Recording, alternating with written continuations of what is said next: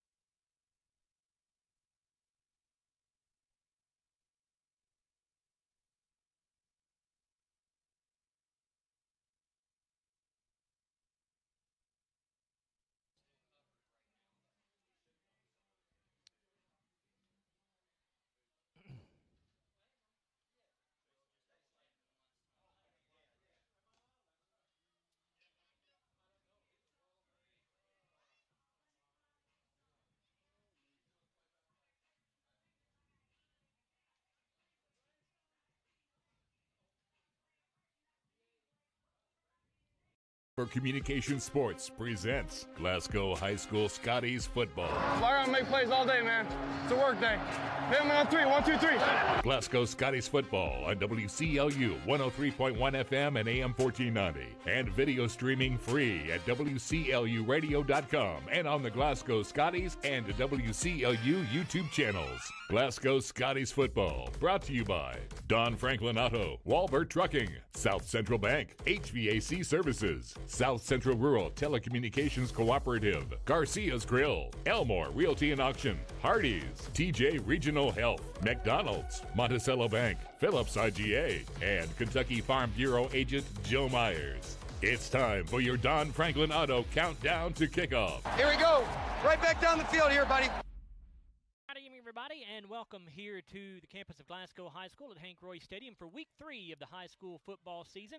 As the Glasgow Scotties this evening will entertain the Monroe County Falcons. Joe Myers soon to be joined for the broadcast by Larry Alexander and Bruce Tribune as well. Glasgow hoping to keep an unbeaten season going tonight. They come in here at 2-0. They hammered Russellville last Friday night over at Russellville High School, or Russellville Middle School technically, by a final score of 42-6. Monroe County coming in here at 1-1 on the year. They won their opening game but fell handily to Allen County-Scottsville last Friday night by a final score of 42-7. Glasgow has won 7 straight meetings against Monroe County in this series. The last time these two teams met was last year on September the 2nd.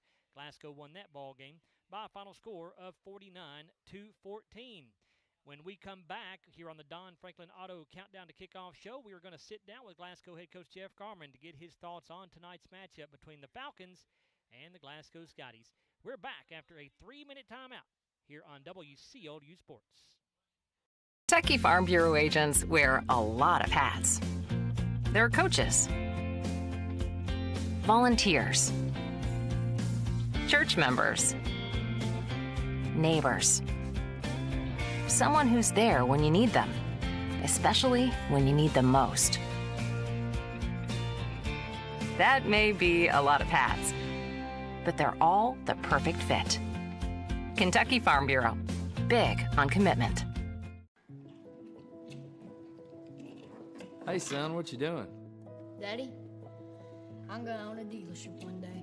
All right, I'll dream with you.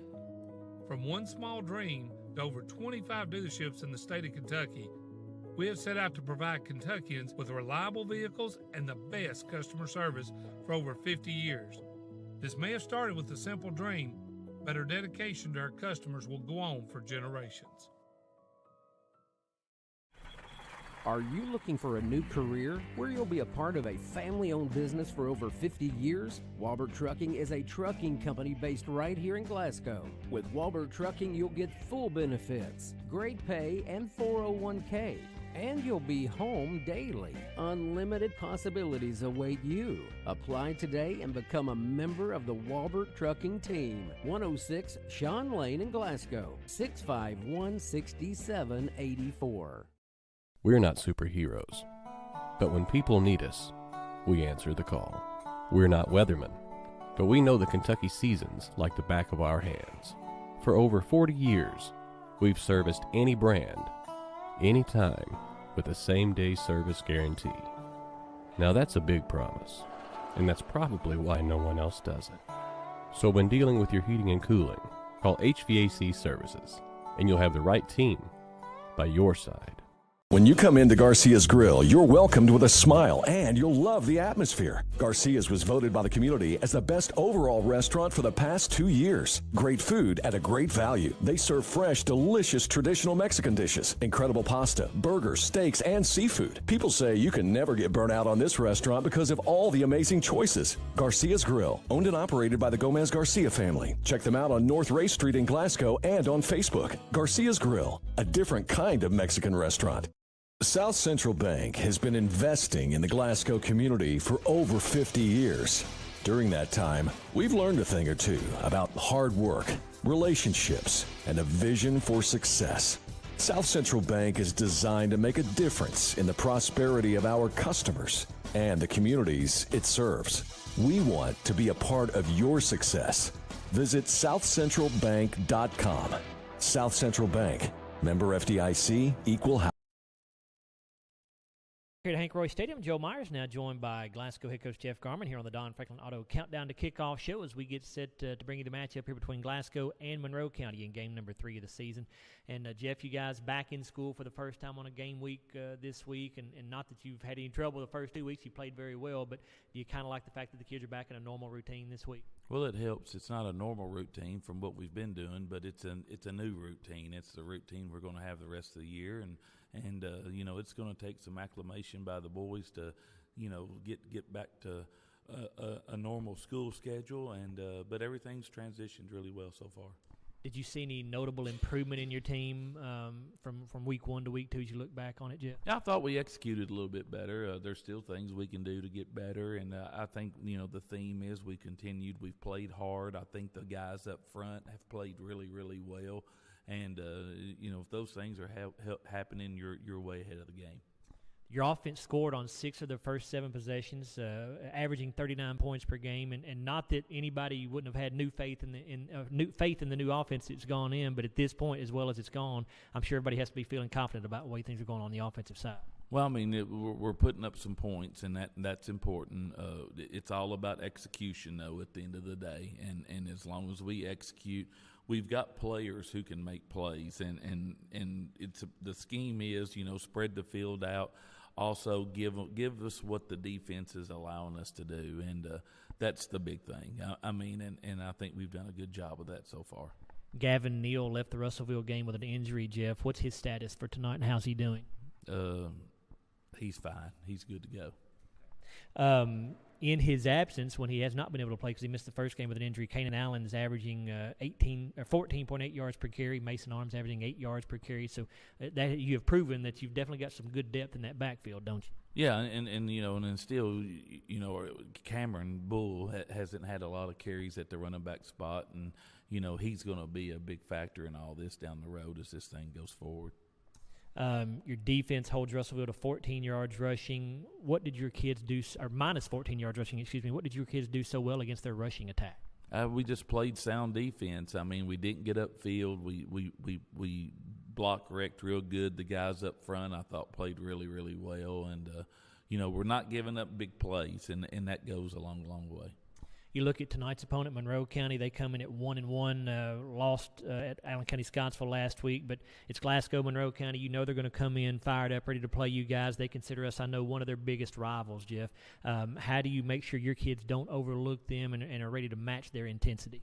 Well, I mean, that hopefully the maturity that we have in 16 seniors, that our guys realize that, and they come out ready to play. Monroe always plays well. They play well early in the game against us always. A lot of that's emotion. And then the last, just for our the way it's gone the last few years, we kind of been able to wear them down a little bit and get going as the game goes on. But, I expect our guys to play well. And if they don't, it's on them. Their quarterback, Jamison Pedersen, left last week's game with an injury. Do you have any reason to believe he won't play tonight, Jeff? Well, I don't know. I mean, all we can go by is what we saw, and number 8's a really good quarterback. 11's a good quarterback. They do things differently. We just got to prepare for both of them and be ready to go. Number 8 is Branson Williams. He's the backup, and he seems to have a much different style than Pettit does. Have you kind of prepared for both of those styles? No, we've had to. So what we've seen on film is what you prepare for. So we've seen both of them play. So, we've got a plan in for both of them of how it goes. It's just how are we going to be able to execute what we want to do? That's the big question at the end of the night. Their tailback, number 4, Braden Baxter, has 130 yards on 28 carries, has really good quickness and speed. Is it important for your defense to get to him early, kind of before he can get that speed going? Well, I mean, last year we played against him last year. He's a good back, a very good player. You've got to get multiple people to the ball. You've got to keep them hemmed in, and you've got to honor your gap integrity. They had a lot of double teams last year. We didn't handle it particularly well. We've got to do a good job on the defensive line, staying low, trying to split double teams, and play downfield.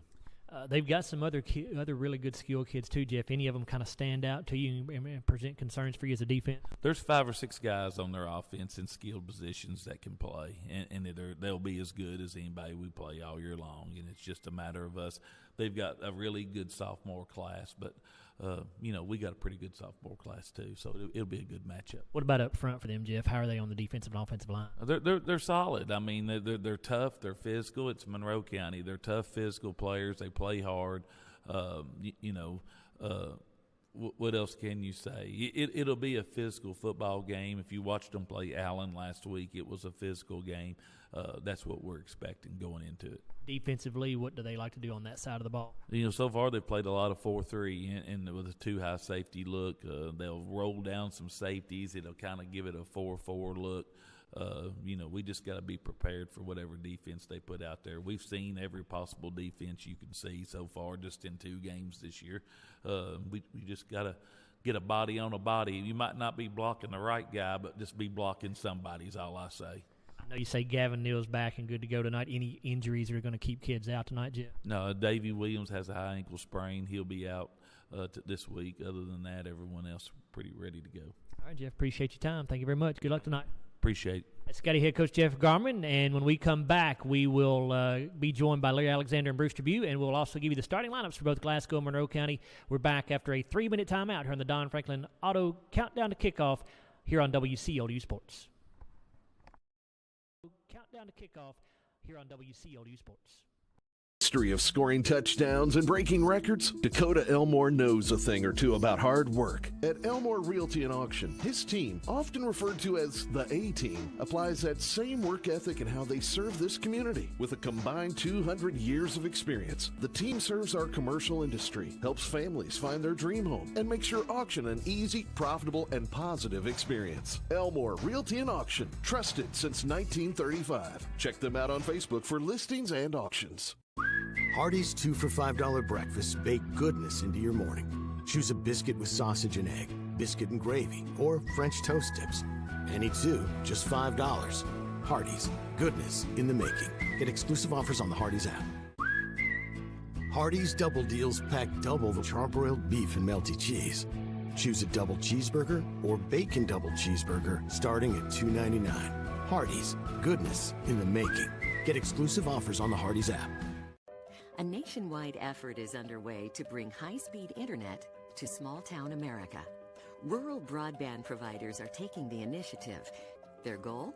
To enhance quality of life by creating smart rural communities, which utilize a robust fiber network to jumpstart economic growth, to build thriving smart rural communities with the transformative power of rural broadband networks.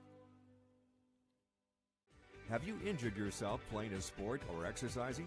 Sports medicine experts at TJ Regional Health are trained to get you back on the road to recovery, whether you're dealing with sprains, fractures, knee and shoulder injuries, or other common injuries. Our goal is to prevent illness and injury in active individuals of all ages and help prevent future problems to maximize your performance. Find out more at tjregionalhealth.org/rehab.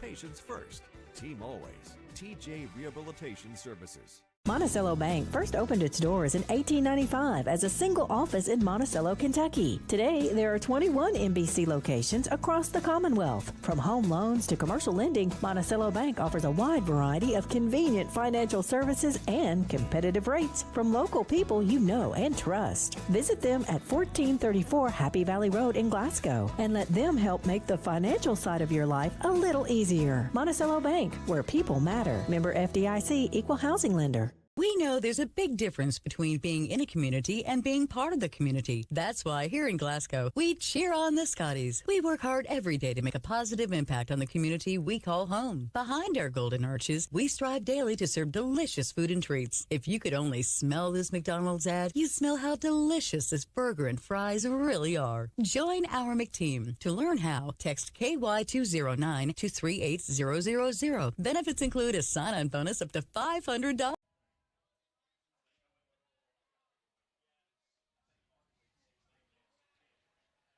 Welcome back here to Hank Royse Stadium on the campus of Glasgow High School. It's the Don Franklin Auto Countdown to Kickoff show as the Scotties get set to take on the Monroe County Falcons. Joe Myers and Larry Alexander Brewster B will join us here in just a moment. Let's give you the starting lineups for the two teams. Tonight's lineups brought to you by TJ Regional Health. First, for the visiting Monroe County Falcons on offense, starting at left tackle, Cayman Page, a 5'9", 220 sophomore. The left guard, Caleb Cook, a 5'9", 195 senior. The center, Eddie Martin, 5'9", 230 and a senior. At right guard, Kyle England, a 5'11", 320 senior. The right tackle, Nolan Crow, 5'6", 285 and a sophomore. At tight end, you'll see Wade Carnahan, a 6'2", 200-pound junior. The wide receivers for the Falcons are Travis Wood, a 5'11", 170 junior, and Branson Williams, a 6'5", 190 sophomore. Fullback, Cade Turner, 5'11", 185 senior. Tailback, Braden Baxter, a 5'9", 155 sophomore. And quarterback, Jamison Pettit, a 6'2", 175 senior. Defensively for Monroe County, the tackles, Adrian Young, a 5'8", 165 sophomore, and Ryan Goad, a 5'11", 235 senior. Defensive ends are Wade Carnahan and Lennox Young. Young is a 5'10", 180 senior. Linebackers are Cade Turner, Caleb Cook, Braden Baxter, and Caden Geralds. Geralds a 6', 180 sophomore. At cornerback, Travis Wood. The other cornerback, Greg Simmons, a 5'9", 155 junior. And at safety, Branson Williams.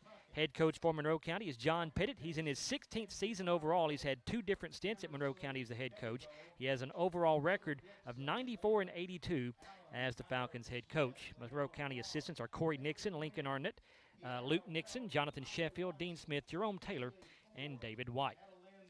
Again, these starting lineups brought to you by TJ Regional Health as we now take a look at the Glasgow offense for you. At left tackle, it'll be Ryan Randall, a 6', 278 senior. Left guard, Rad Gentry, a 5'9", 232 senior. At center, Luke Simmons, a 6'5", 286 senior. Right guard, Frankie Cianci, a 6'2", 247 senior. And the right tackle, Cam Johnson, a 6'3", 273 senior. Wide receivers are Jarek Martin, a 6'4", 170 sophomore. Rico Crowder, a 6'3", 185 senior. Cameron Bull, a 6', 167 sophomore. And Dalen Thomas, a 6'2", 200-pound sophomore. Running back, Gavin Neal, a 5'9", 180 senior. And the quarterback, Easton Jesse, a 6'1", 190 junior. Defensively for the Scotties, the tackles are Frankie Cianci and Cam Johnson. The defensive ends are David Dell, a 6'3", 240 senior. And Cash Wells, a 6'3", 201 senior. Linebackers, Mason Arms, 5'9", 195 and a senior. Jacob Brunson, 5'8", 171 and a senior. And Max Lee, 6'1", 201 junior. Cornerbacks, Jarek Martin and Ryan Morgan. Ryan, a 5'9", 132 senior. Strong safety, Kellen Stone, a 5'9", 152 junior. And the free safety, Dalen Thomas. Head coach for the Scotties is Jeff Garman. He's in his 9th season with Glasgow with an overall record of 72 wins versus just 27 losses.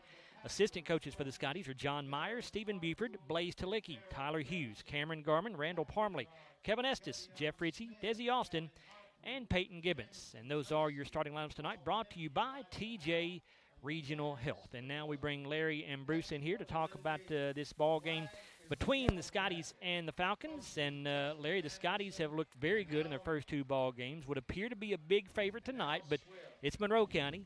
Monroe's going to be fired up to play the Scotties. Glasgow's got to be ready to match their intensity. Well, it's probably our longest rival. I haven't really gone and looked at everything, but probably our longest rival as far as games played is Monroe County and Old Tompkinsville High School. So, and we've always had a big rivalry. They were in our district a lot, and it's a game that, it's got a lot of pride in it. We've had a lot of fights over the years in the stands and things like that, but both teams want to win this game really bad, and Monroe County will play well tonight. You can bet on it. Bruce, Gavin Neal is good to go tonight.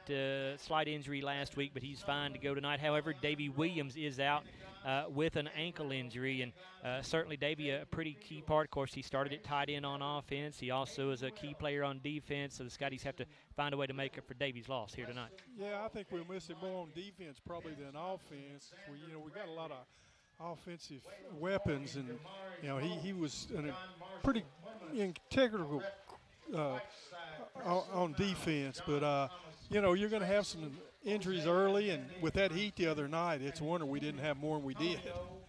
Larry, the offense last week, speaking of heat, they were firing on all cylinders, scored on 6 of their first 7 possessions, had 158 rushing yards, 165 passing yards. An offense with that kind of balance, Larry, presents some serious issues for defense when you're trying to prepare for it. Exactly right. That's the way you want it. You want your passing yardage.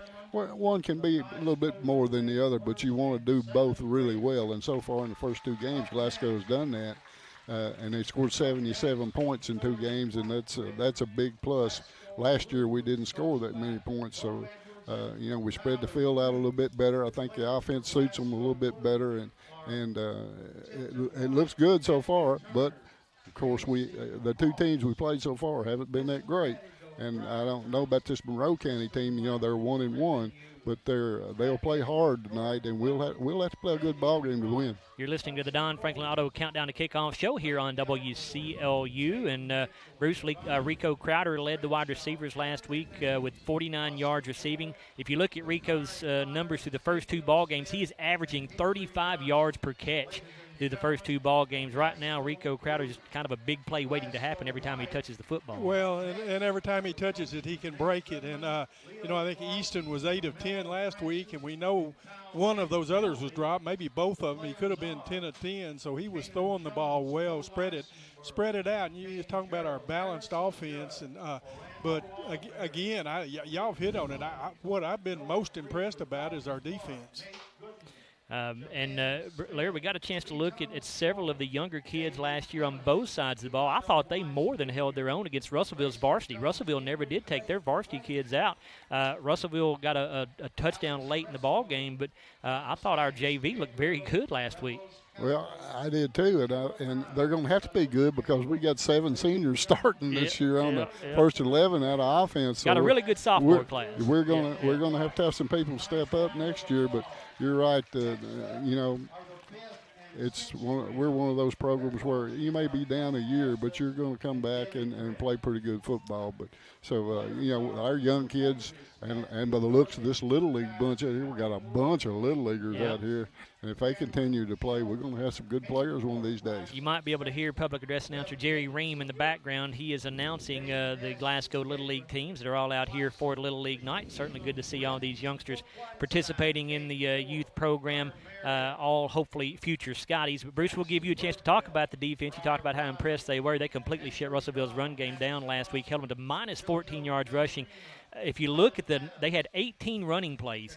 10 of them went for negative yardage, Bruce, so it's pretty impressive now. Yeah, and that wasn't just sacks. I mean, that was, we stopped their run, and their feature back, they ran with the one back and the quarterback. Of course, he was shifty, but the kid coming in, the fullback, had 72 yards against Butler County, and we held him to a negative. And you were talking about that one play against the JV team. They broke a 57-yarder. They had a real quick outside receiver that had 6'4", and he broke that one for 57 yards, and that's only about one of 2 positive plays they had. You touch on this Monroe County Ball Club a little bit, and they committed 3 turnovers in that ball game against Allen County-Scottsville, 2 of which went for scores. Monroe County threw an interception that was returned for a touchdown. They also lost a fumble that was returned for a touchdown. So really, that score last week could have been closer. Now, was Allen County-Scottsville the better team? Yes, they were. But in watching that film, I really did not think Monroe County was that bad of a football team, honestly. When I watched them, they've got some good young talent at the skill positions. And Larry, one of those kids is their tailback, number 4, Braden Baxter. He can be a dangerous player. I don't know if you remember last year, but he's got really good quickness and speed. He had 113 yards rushing against the Scotties last year as a freshman. And when you've got a kid like that who's got that quickness and speed as a defense, what you're trying to do, I think, is just try to get to him early. Don't let him get going. Get him before he can get those legs going, really. Bruce hit on the defense. I like our defensive front 4 and our linebackers. They play really well against the run, and they get good pressure on the quarterback when he rolls out when he goes back to pass. I'm really impressed with all that bunch. Davey Williams was part of that. I'm sad to see that he got hurt. He's going to be out a while, but it's he was playing really well. But that front 4, the guys up front and the linebackers are really playing good football. You look at Monroe County's other skill kids. They've got a kid by the name of Branson Williams who actually ended up playing quarterback for much of the game last week against Allen County-Scottsville. Jamison Pettit went out with an injury. I believe it was in the second quarter. And he and Pettit are quite different styles of quarterbacks. Williams a pretty good runner. He can throw it as well. Pettit more of a pocket passer, more or less. He'll run it a little bit, but not a whole lot. But if we see Williams at quarterback, that's something to watch out for. He had 57 yards receiving last year and a touchdown against the Scotties, and he was a freshman as well. So, again, a lot of these Monroe County players are young kids. The quarterback, Jamison Pettit, left Allen County-Scottsville game last year with an injury, but he was given to us as a starter, so we do expect Jamison Pettit to play here this afternoon. We will see, but I do expect him to go out there. He was 8 of 18 so far on the season for 120 yards, 3 touchdowns. He's thrown 2 interceptions. And Monroe County's defense allowing 147 rushing yards per game, 117 passing yards per game, and about 25 points per game. Another thing that we knew Glasgow had to clean up a little bit, Bruce, was penalties from the first game. They did that last week. Only had 4 penalties last week.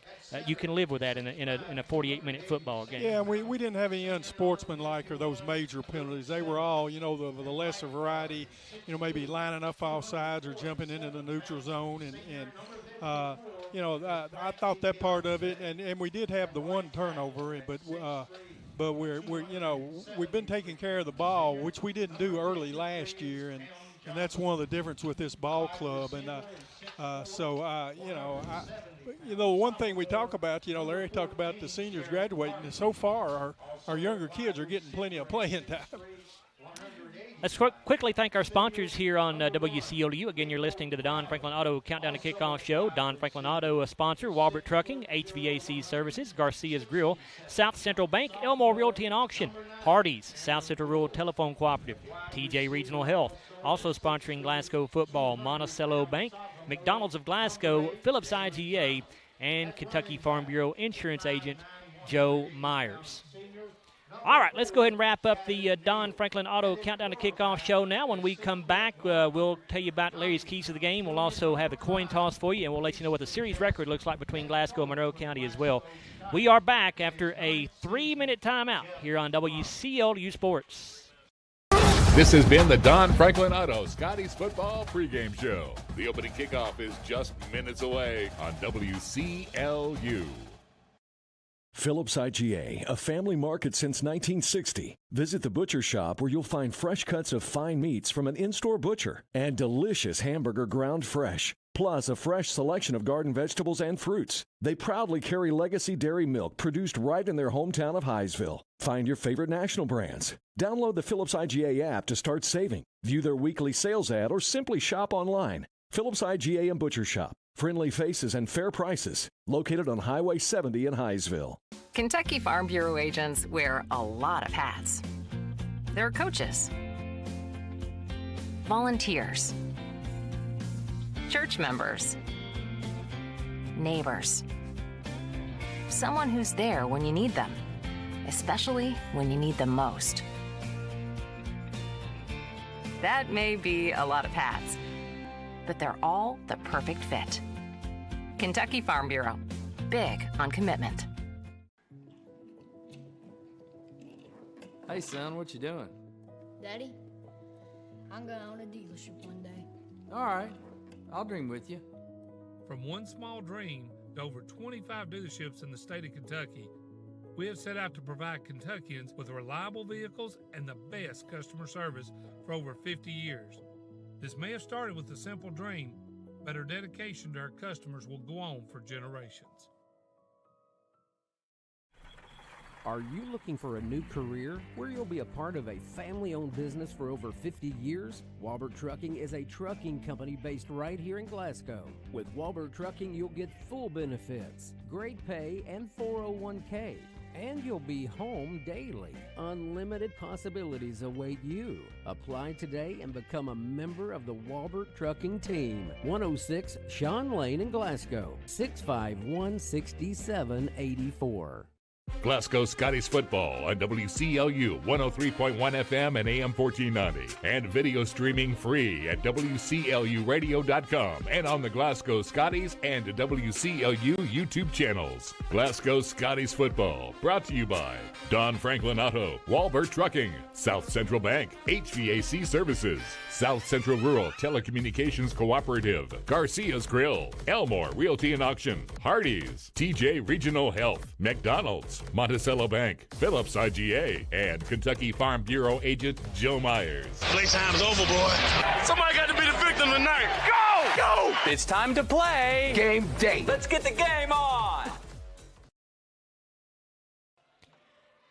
Joe Myers, Larry Alexander, Bruce Tribune back here with you at Glasgow High School. Just about ready to get this thing underway. We're about 2.5 minutes or so away from kickoff as the Scotties about to take the field. If you're watching on our video live stream on YouTube on either WCLU's channel or the Scottie channel on YouTube, we certainly welcome you along for the broadcast. We hope you've been enjoying our live streams so far this year. Certainly a new feature that we are enjoying bringing to you. A lot of hard work has gone into it, and we hope that you guys are liking what you see. The captain's about to take the field right now for the coin toss. Larry, while they do that, go ahead and give me your keys to the victory here for the Scotties. Well, first, number one, of course, is turnovers, and we've done a good job with that. We're +3 so far in 2 games. You don't want to turn the football over and give them easy scores. You got to take this game seriously. You cannot let Monroe County get any momentum, because I've seen them do that, and they play well when they do that. So defensively, I think we got to stop the running back Baxter, and if we can do that, I think we'll be in pretty good shape. And the series record between Glasgow and Monroe County, Larry? All right. Well, this goes back a long way. Now, this is including the old Tompkinsville High School. This is the 88th meeting between these two schools. The series stands overall 59-27-1. It was 29-16-1 against Tompkinsville, 30-11-0 against Monroe County. The first game came way back in 1938, which the Scotties won by a score of 2-0. First game against Monroe County was 1985, which the Scotties won that one 27-6. And, of course, the last meeting came in 222 when the Scotties won that one here by a score of 49-14, at Monroe County by a score of 49-14. Tonight's coin toss brought to you by Walbert Trucking. Which way you want to kick? Away from the board. White puts it back to the scoreboard. Blue stand beside me and face the scoreboard.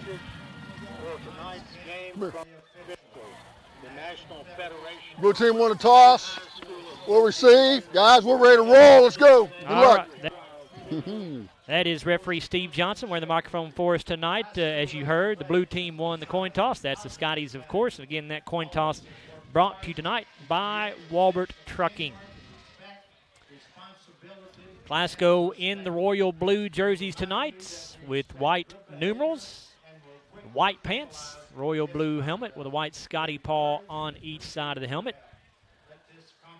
Monroe County in white jerseys with navy blue numerals and letters, says Monroe across the front of the jerseys. And navy blue pants with a silver stripe down the side, a white helmet. You've already heard our referee Steve Johnson, his partners tonight. The umpire is Larry Milan. The linesman is Terry Howell. Line judge Joe Middleton. And the back judge is Jordan Blick. So both teams taking the field as we get ready to get this one underway. Rico Crowder and Cam Bull are back deep for the Scotties, awaiting the kick from Monroe County. Really good crowd on hand tonight. We told you it's Little League night. Got a bunch of youngsters running around all over the place. It's always good to see. Perfect weather also. Yes, it is. A whole lot cooler than it was last week. You can say that again. All right, teeing the ball up for Monroe County is Gage Thompson. As we get ready to get this one underway. Thompson with a squib kick down the middle of the field. It's touched by a Glasgow player, and then we'll just have to go back and fall on it back around the 29-yard line. That was Kellen Stone, I believe, or Lucas Christian. I'm sorry, Lucas Christian, 16, not 18, who recovered that ball for the Scotties. So Glasgow will start their opening drive of the night, 1st and 10 at their own 29-yard line.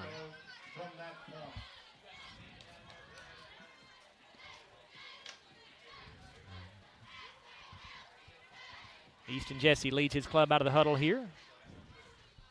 Easton's going to have Gavin Neal to his right, Rico Crowder to his left as Easton's in shotgun formation. 2 receivers to the right side, 1 man wide to the left. 4-man front for the Falcons. Going to hand this off to Rico Crowder, going to get around the right end. He gets tripped up, he'll fall forward out near the 34, maybe the 35-yard line. Well, it looks like number 2, Caden Geralds, is the man that made that first tackle. He's a 6'1", 180 sophomore. Pickup of 6 yards. It'll be 2nd down and 4. He just barely got a hand on Rico. Rico had a nice little hole to run through, but he just tripped him up, got him by the ankle and tripped him up. Twin receivers to the left side, a single wide out to the right. Thomas and Neal in an I formation to the right of Jesse, who's in shotgun again. Going to give this one to Neal off left side. Nice hold across the 40, 45. He'll have a first down out near the 48-yard line. That is a South Central Bank first down for the Scotties. Yeah, number 8, Branson Williams on that tackle. His first 6'5", 190 sophomore. 11:14 to go, just underway here at Hank Royse Stadium. Opening drive of the game. Run of 12 yards or 13 yards there for Gavin Neal. Twin wideouts each way. Neal the lone setback to the right of Jesse. Easton in shotgun, going to throw. It's caught by Bull behind the line of scrimmage. He's got the 50. Gets hit at the 45 and fires ahead to about the 43-yard line. Going to be just about a half yard shy of the first down, I believe. Tackled by Greg Simmons, number 10, 5'9", 155 junior. It will be 2nd down and less than a yard here. The ball just outside the 43. They list number 8, Branson Williams, a 6'5". Don't believe he's that tall. Don't think so, huh? Boy, it doesn't look like it. Here's 2 wideouts each way. Jesse in shotgun, Neal to his left. 2nd down, less than a yard here.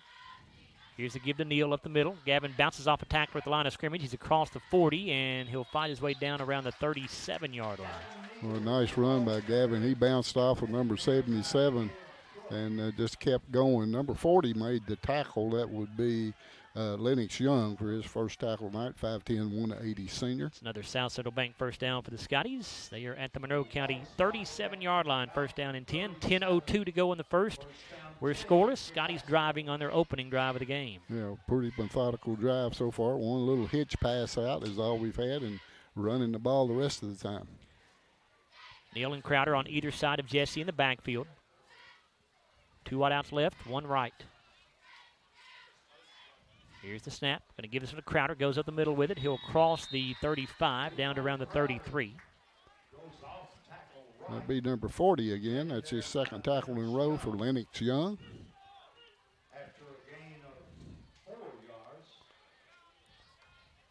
Pick up a 4, 2nd down and 6. So far, nothing fancy, just kind of straight handoffs off tackle. And the one little hitch pass out to the left. Jarek Martin, Campbell will split wide to the right side. Lucas Christian goes wide to the left. Dalen Thomas, fullback. And Gavin Neal, the tailback to the right of Jesse. Easton to throw off play action. Easton flushed out of the pocket, in trouble, and going to be sacked all the way back around the 42-yard line. Yeah, number 32 got there. They had pressure coming from both ends, and Wade Carnahan is the man that made the sack, 6'2", 200-pound junior. And they're going to mark him all the way back at the 44. So big loss. Yeah, second pass play. First time we dropped back and tried to pass it, and they got a lot of pressure. Loss of 9 yards. It'll be third down and about 18 to go for the Scotties here. The ball at the Monroe County 44. Yeah, need a big play here. At least get most of it back, and you'll have field position still on your side. Bruce now says it's a loss of 11 on the play. 2 wideouts each way. Neal, the running back, and we get a whistle at the snap, and I think the Scotties called a timeout. They did. So we'll take our first timeout of the game as well. 8:02 to go in the opening quarter. We're scoreless here at Glasgow High School between the Scotties and the Monroe County Falcons. Back after a 30-second timeout on WCLU Sports. We're not superheroes, but when people need us, we answer the call. We're not weathermen, but we know the Kentucky seasons like the back of our hands. For over 40 years, we've serviced any brand, anytime, with the same-day service guarantee. Now that's a big promise, and that's probably why no one else does it. So when dealing with your heating and cooling, call HVAC Services, and you'll have the right team by your side.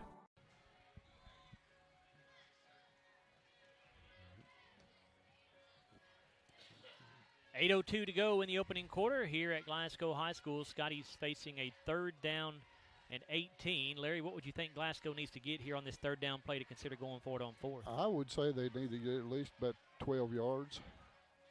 That's what I would think. That would put them down around the 32 or so. Yeah, that would make it about, what, fourth down and about 6 or 7? Yep, something like that. So we'll see what they come up with here during the timeout.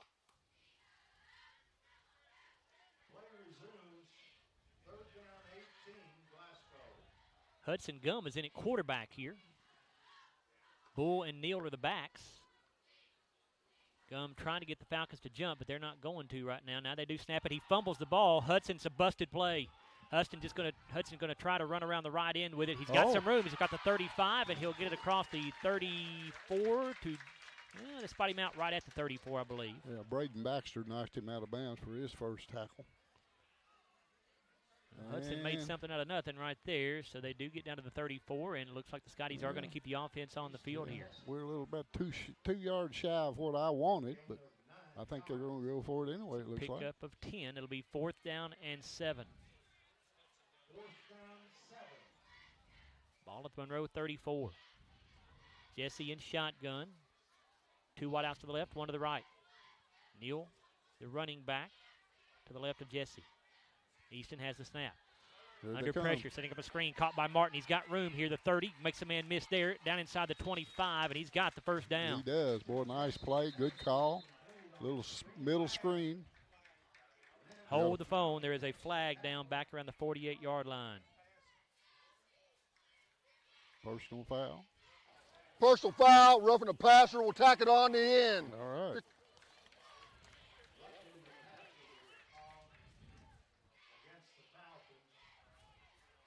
Again, that's Steve Johnson wearing the microphone for us tonight, our lead referee. We appreciate him doing that. So the ball was spotted, I think, at the 25. Is that where they had it spotted originally? So it'll be half the distance to the goal, and it'll put the ball down at the 12.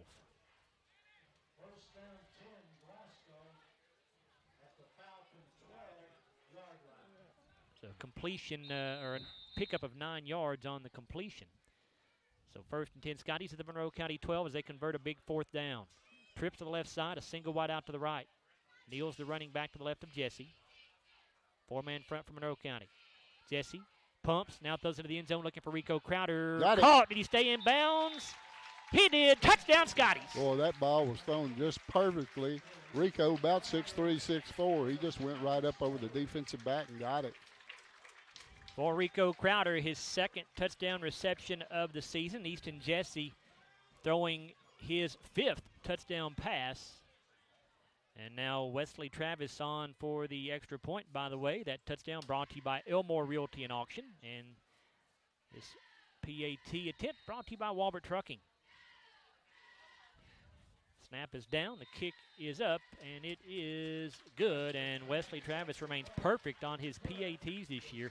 Wesley now 12 out of 12 on the season for his PATs. And we got something we want to tell you about here, something new. Glasgow High School is going to be offering advanced online ticket sales for the Barron County game coming up on September the 15th. Online sales are expected to go live Monday on gofan.co. That's gofan, Gofan.co. It'll be a great way to save time waiting in line to purchase tickets at the gate the night of the game. Tickets purchased online or at the gate will be $7. Tickets at the gate must be purchased with cash. You can find a link to purchase advance tickets on the school's social media platforms at Glasgow Scottie Sports on Twitter, Facebook, and Instagram, or you can also visit GoFan and search Glasgow High School to see ticketing options. That drive for the Scotties going 9 plays, 71 yards. 12-yard touchdown pass from Easton Jesse to Rico Crowder. The kick added by Wesley Travis, and it's 7-0 Scotties. The time of the drive, by the way, was 4 minutes and 32 seconds. I think I forgot to give you that. Yeah, good way to start. Score on your first possession. That's exactly what you want to do. I think we've done that in both games so far. Back deep for Monroe County, Travis Wood and Braden Baxter. Wesley Travis to kick it away. High end over ender. Baxter coming up the field at the 14. He's got the 20, 25, and that's about all. Not even sure he made the 25. He did. They're going to say he spotted down right at the 25-yard line. Number 4, Gavin Neal on that tackle with a little help from Trey Smith, 5'9", 180 senior. 11-yard return there for Travis Wood. So 1st and 10 Falcons will see their offense for the first time. They'll start their opening drive at their own 25-yard line. Glasgow in front by a score of 7-0.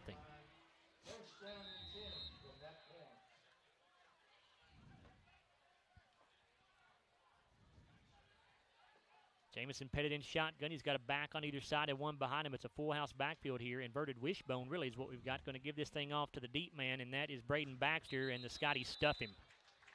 Might have gotten a yard as he took it off right tackle. Nice tackle. I think that was Cam Johnson and number 25, Mason Arms, in there on that tackle. That'll be Mason 5'9", 195 senior, and Cam Johnson 6'3", 273 and a senior. Got maybe a half yard on the play, so 2nd down and a long 9, we'll call it. Yeah, if we can contain him like that, we'll be in pretty good shape tonight. Again, that inverted wishbone set with Baxter, the deep man, Carnahan and Williams, or Carnahan and Turner, the other two in the backfield. Pettit to throw, looking over the middle. The pass going to be caught out there by Williams, and he's going to go down around the 32-yard line. It'll bring up 3rd down for the Falcons. Yeah, I think he's 6'5". I agree with him now. Dalen Thomas is the man that made the tackle, 6'2", 200-pound sophomore. So they spot him at the 33 rather than the 32. So yeah, he's a pretty good-sized target, looks like. Yeah, pickup of 8 yards. It'll be 3rd down and 2. Pettit in pistol formation as Baxter back there in the backfield with him, a wide out each way. Pettit has the snap. Looking to throw. Over the middle, the pass going to be bited up into the air and intercepted, I believe. It got knocked around, and I think a Scottie ended up with it. I believe it did. They're on top of it, and I can't see who it is. That is David Dale, Larry. David Dale, number 7. You're right. David Dale, the 6'3", 240 senior. A defensive end's dream to be able to intercept a pass. That pass was batted a couple of times. It went off the receiver's hands and then batted up in the air again. Monroe had trouble with turnovers last week against Allen County-Scottsville, and they turn it over here on their opening possession against Glasgow. So the Scotties will start in Monroe County territory at the 39-yard line. 1st down and 10. 5:52 to go in the opening quarter. Scotties already in front, 7-0. 2 wideouts each side. Jesse in shotgun formation with Neal to his right. Jesse to throw. Looking left, now comes back to the right side. He'll throw to Martin, caught at the 40. Makes a man miss at the 35. Makes another miss. He's inside the 30 and down around the 26-yard line with a first down.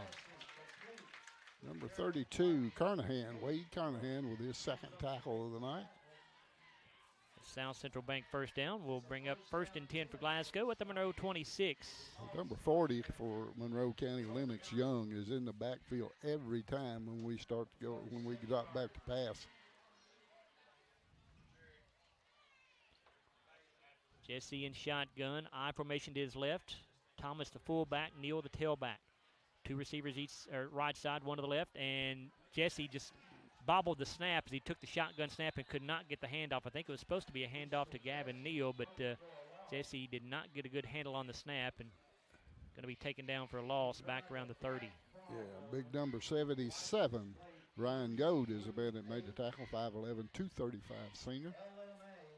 Loss of 4 yards will bring up 2nd down and 14. 4:58 to go in the opening quarter. Glasgow on top by a score of 7-0.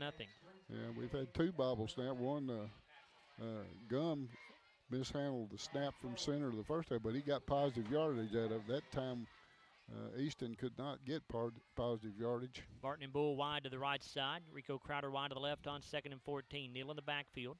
Jesse to throw. Looking left side, pass going to be batted up into the air and incomplete. It was intended for Rico Crowder. It was just a little bit behind him. A little behind and a little high. I don't think he'd get too high for Rico. He'd get up there pretty well. So that'll stop the clock with 4:34 to go in the first quarter, and 3rd down and 14 now. Yeah, you don't want to miss this opportunity. You got 2 downs to get this 13, 14 yards. You'd at least like to get half of it right here, if not more. Exactly. Trips to the right side, a single wide out left. Neal the running back. Here's the snap. Jesse to throw. Steps up in the pocket. Going to run with it. He's got some room. 30, 25, 20. Gets hit at the 17 and falls forward near the 15-yard line, and he's really close. I think he's got the first down. Yeah, Greg Simmons on the tackle, his second of the night. They're going to take a look at it maybe, take a measurement. Yeah. It's awful close. I think the referee signaled first down. No, he's going to. What do we have? A timeout taken by Monroe County. So we'll stay right here. I'm still not sure if it's a first down or not. Yeah, they're going to move the chains. So, yeah, it is a first down for the Scotties. Well, we think it is. He pulled them up and headed that way, but he hasn't gone all the way down yet. I did not see any of the officials signal first down. I thought I saw the referee point first down, but maybe not. Well, one side of the chains moved, but the other did. Now they're going to move. There they go. Yeah, now they do say it is a first down for the Scotties. So 4:26 to go in this opening quarter. 7-0 lead for Glasgow. You want to take a look at a fan cam? Nope. All right.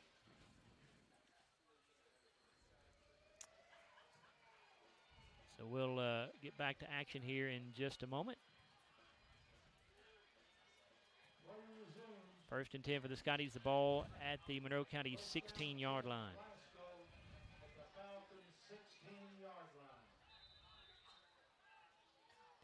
Jesse under center. Neal and Bull in the backfield. Crowder Thomas the wing back on the left side. Going to give it off to Thomas. He'll try to get around the right end and turns it upfield. Going to get down to around the 10, maybe the 9 before being driven out of bounds. I think it'll be the 10. Number 8, Branson Williams with his second tackle of the night. Pickup of 6 yards. Should bring up 2nd down and 4.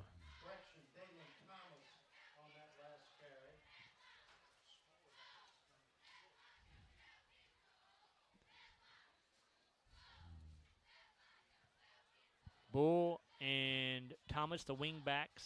Actually, Thomas, the wing back on the right. Bull and Neal in the backfield. They're split. Crowder, they're wide out to the left side.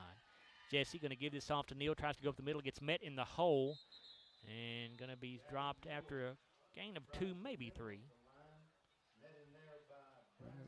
Yeah, that was number 6, Cade Turner on that tackle. 5'11", 185 senior, his first tackle on the night. Ball resting at the 8-yard line. So a gain of 2 makes it 3rd down and 2 for the Scotties. Bull and Neal again split in the backfield. Thomas the wing back on the right. Crowder wide out to the left side. Jesse going to give to Bull. Follows the blocker into the hole. He's across the 5 and should have a first down. That's number 77 again, Ryan Gold on the tackle, his second of the night for the senior. That's a South Central Bank first down for the Scotties. First and goal for Glasgow at the 4-yard line. Scotties on top 7-0. We've got 2:56 to go in the opening quarter here at Hank Royse Stadium.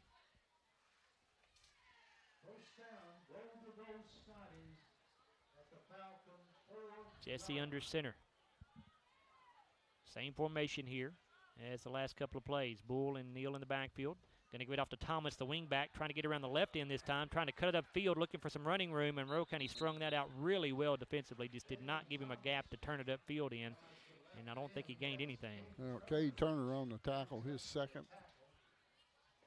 If he cut it in, I think as soon as he got the pitch and then took 3 or 4 steps, if he cut it back to his right, I think he had a hole, but he tried to string it out. He started to go real wide and then thought better of it and then cut it back in and was too late. It's actually a loss of a yard back to the 5-yard line, so second and goal from the 5.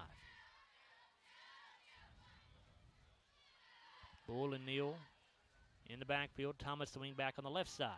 Crowder the wide out to the left. Thomas goes in motion. Going to pitch this out to Bull, trying to get around the right side. Gets hit at the line of scrimmage. Will manage to gain a couple of yards down near the 3. Right, number 53 on that tackle, that is Caleb Cook, his first tackle of the night, 5'9", 195 senior. So third and goal from the 3-yard line. Yeah, Falcons are making it hard on us up front. Not able to penetrate that line right now.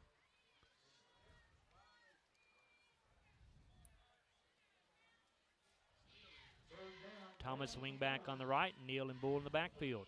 Crowder wide to the left side. Thomas goes in motion to the left. Jesse gives it off to Bull. Going to get hit in the backfield and going to be dropped. He might have gotten back to the line of scrimmage. It's going to be 4th and goal for the Scotties. Glasgow right now having a hard time running the football. Yeah, that's 53. Caleb Cook again, second tackle for him on this series.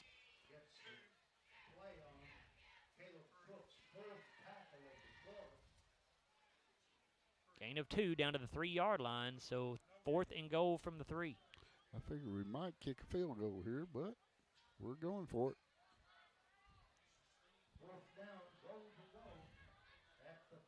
Jesse under center. Thomas goes in motion to the left. Jesse going to fake the handoff, looking to throw. Gets it into the end zone, and it's caught. Touchdown, Scotties. And that is no. Cam Bull on the catch. Yep.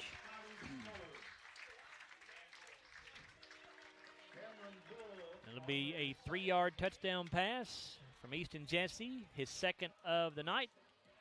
And Cam Bull making his first touchdown reception of the year. Puts Glasgow up 13-0. 25 seconds to go in the opening quarter, and here's Wesley Travis to try the PAT. Snap is low, but Martin able to get it down. The kick is good. That touchdown brought to you by Elmore Realty and Auction, and that PAT attempt brought to you by Walbert Trucking. As Glasgow now goes up by a score of 14-0, 25.1 seconds to go in the first quarter here at Hank Royse Stadium on Little League night. Well, that's a good way to you take advantage of those turnovers. That's what you have to do, and they had to go down to the wire to do it, but they finally put it in the end zone. Nice catch. Cameron came from across the formation and into the end zone, and he just lobbed it up to him. He went up and got it for the touchdown. Easton had to throw that ball in a little bit of traffic, but found a lane to get it through there. Scoring drive for Glasgow, 11 plays, 39 yards, took 5 minutes and 27 seconds. And the 3-yard touchdown pass from Easton Jesse to Cameron Bull resulted in that touchdown. Wesley Travis's kick makes it 14-0 Scotties. You know, last week we had drives of, 10 seconds, 12 seconds, 15 seconds.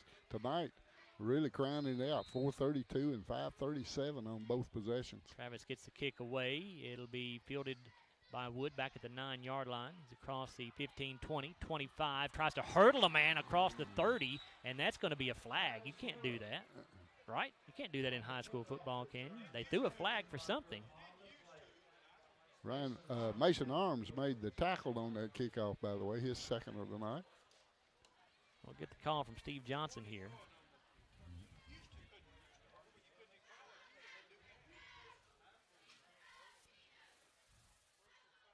Personal foul on Monroe County. The initial indication.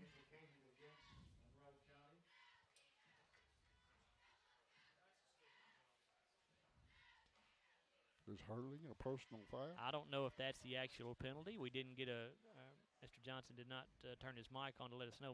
He's going to now, I think. We'll see what he says. Personal foul, hurling on the return team, 15-yard penalty.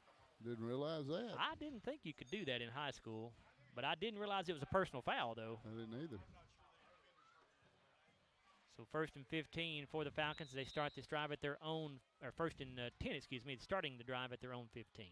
Pettit will go under center. Baxter is the tailback. Going to give this off to Baxter, trying to bounce to the outside. Yes. Going to get hit to the line of scrimmage, and he'll get maybe a yard. Number 24, that is Ryan Morgan. Great play on that corner. He just penetrated and stood his ground and made the tackle. 5'9", 132 senior. That is going to be the end of the first quarter play here at Hank Royse Stadium. Good start to this one for the Scotties. Glasgow leads Monroe County 14-0. We're back after a 1-minute timeout on WCLU Sports.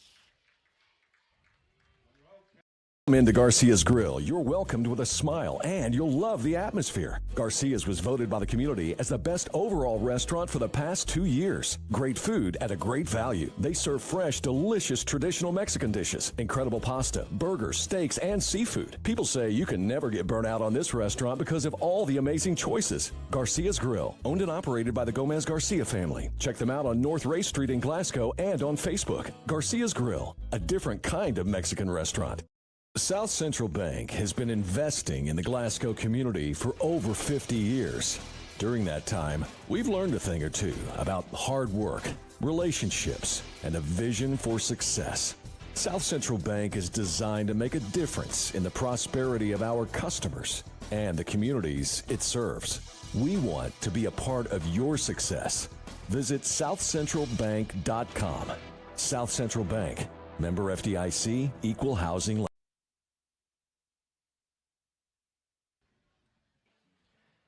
Joe Myers with Larry Alexander and Bruce Tribute back here with you at Glasgow High School. 14-0 lead for the Scotties as we get the second quarter underway. Here are the Garcia's Grill sizzling stats in that first quarter. Glasgow with 9 first downs. Monroe County yet to get a first down. Scotties 51 yards rushing, 46 passing, a total of 97. 2 yards rushing for Monroe, 7 passing, a total of 9. Monroe County had the only turnover. That was an interception. We'll finish those stats up after this play for Monroe County. 2nd down and 9 for the Falcons. They're at their own 16. Pettit in shotgun, and we get a whistle and a delay of game. Delay game on offense. You got to hate that coming out of the end of the quarter. Let's finish up those Garcia's Grill sizzling stats. Glasgow did not get penalized in that first quarter. Monroe County penalized twice for 30 yards. Glasgow had 20 offensive plays, had the ball 9 minutes and 59 seconds. 4 offensive plays for Monroe County. They only had it 2 minutes and 1 second. And those are the Garcia's Grill sizzling stats.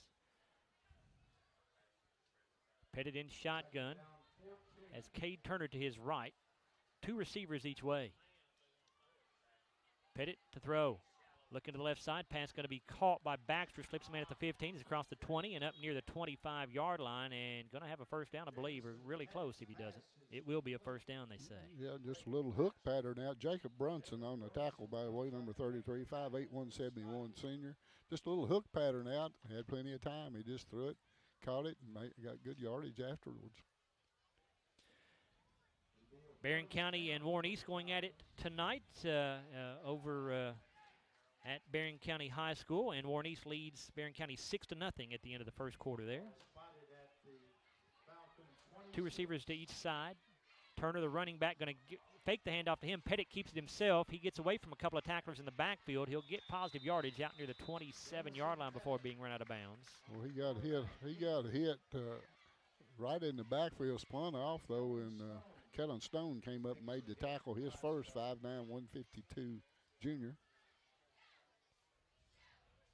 Pickup of 2 yards to the 27. It'll be second down and 8. 11-10 to go in the first half. 14-0 lead for the Scotties over Monroe County.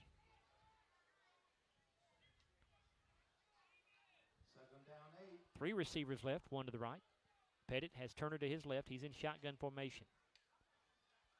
Pettit fakes to Turner, going to throw left side. Pass caught by Williams at the line of scrimmage. He's got the 30, 35. He's across the 40 with another first down and taken down at the 44-yard line. David Dale on that tackle, his first of the night, 6'3", 240 senior. 43-yard line, excuse me. We missed the tackle right as the catch was made. I couldn't tell the number who missed it, but we had a chance to get him for no gain, and he got away and got the first down. First down 10 Falcons. They're at their own 43. Turner and Baxter in the I formation. 2 receivers to the right side. Here's a give to Baxter. Starts it up the middle. Now bounces to the outside. Gets around the corner. 45, 50, and into Glasgow territory and out of bounds at the 48-yard line. Well, it's Kellen Stone again on the tackle. Number 2 for him in this series. Good gain on first down for the Falcons. Pickup of 9. It'll be second down and 1. Yeah, our people on the line that time got caught inside, and Baxter bounced it outside. Got positive yardage. Really good yardage. Baxter's a good running back. Just a sophomore. Came in with 130 yards rushing through the first 2 ball games. Had over 100 yards rushing in the game against the Scotties last year as a freshman. Baxter's out of the game here. New tailback, it looks like a Spencer Nixon. And this on the carry is Turner, the fullback. And he'll take it up the middle across the 45 for the first down. He's got it down to the 42. It's number 54 on the tackle, Frankie Ciance, 6'2", 247 senior. Just a quick hitter right up the middle to get the 2 yards and up for a first down. 9:26 to go in the first half. 14-0 lead for the Scotties. Monroe County in Glasgow territory for the first time tonight. Yeah, they have a pretty good drive going here. Baxter back in there at tailback. Turner the fullback. 2 receivers are wide to the left. They'll give this to Baxter going off left tackle. Has a decent hold. He's across the 40 and down around the 37-yard line.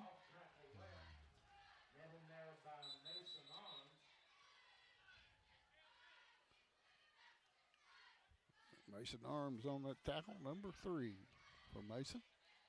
Ball spotted at the 37. So pick up of 5 yards. It'll be second down and 5.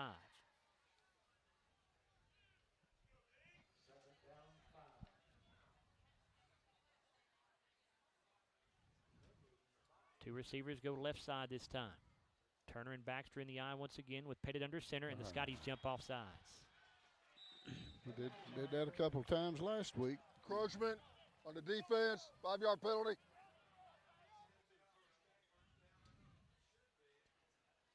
Should be enough for a first down. And it will be. First down, Monroe County. Well, they're moving the ball really well right now. We don't want, and giving them something, not helping anything.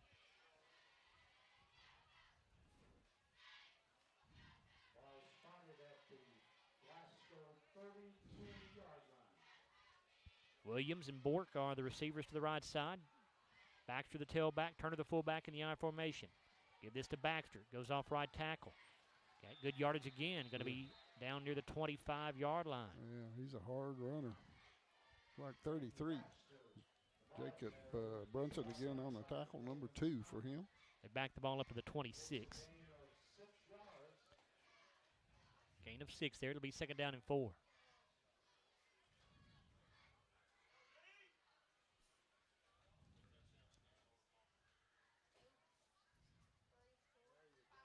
Pettit under center. Turner and Baxter in the I formation. Wood and Williams, the wideouts to the right side. They'll give to Baxter again. Hesitates now. Continues off right tackle, and he is down near the 21, and will have another first down, I believe. Yeah, Cash Wells on the tackle, 6'3", 201 senior, his first tackle of the night. Impressive drive so far here for Monroe County. 7:20 to go in the first half. Glasgow leads 14-0. Yeah, just pounding it up the middle off tackle.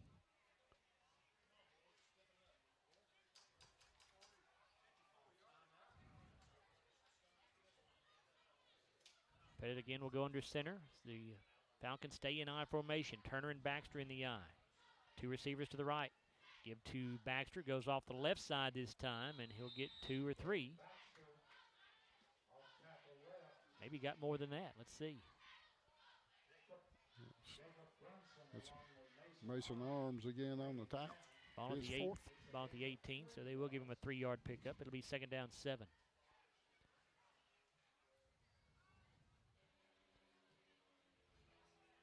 Well, they've just decided to turn around and give it to Baxter and let him go. Williams and Wood go wide to the left.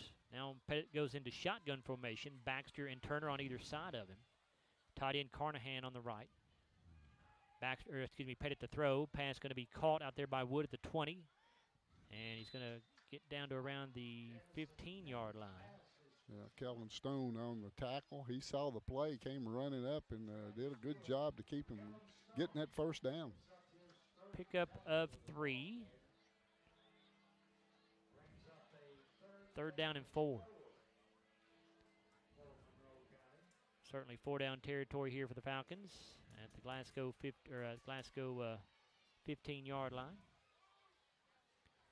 2 receivers left, Turner and Baxter in the I. Here's the give to Baxter. Bounces to the outside around the left end. Looking for that first down marker. I think he does have it. Goes out of bounds right at the sticks. Yeah, he got it. I think it's number 8. Dalen Thomas on the tackle, number 2 for him. Baxter's pretty quick, 155 pounds. Got some moves.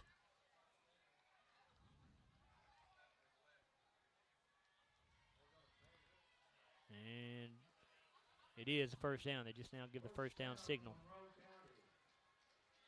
Ball at the 12. 1st and 10 for the Falcons there. Over halfway through this second quarter, 5:31 to go. 14-0 Glasgow, but Monroe County looking to get on the board here. Turner and Baxter in the I. Give it to Baxter again. Tries to bounce to the outside. Scotty's going to stuff him this time. Yeah, a little bit better defense that time. Mason Arms in there on the bottom of that pile. I've got number 5 for Mason. Be a loss of a yard, I believe. Back to the 13, so 2nd down and 11.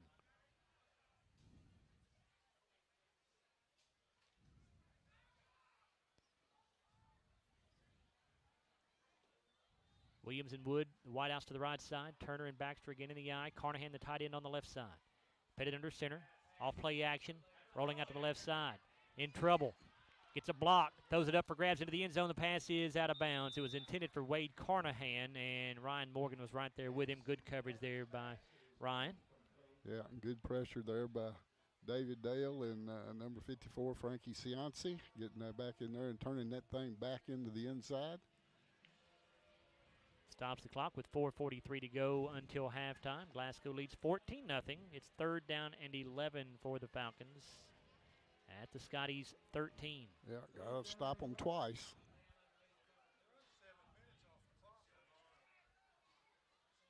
Pettit in pistol this time with a wide out each way. Baxter's the running back. Pettit to throw. Looking for a fade pattern into the end zone. The pass is caught, but was he in bounds? No. Williams.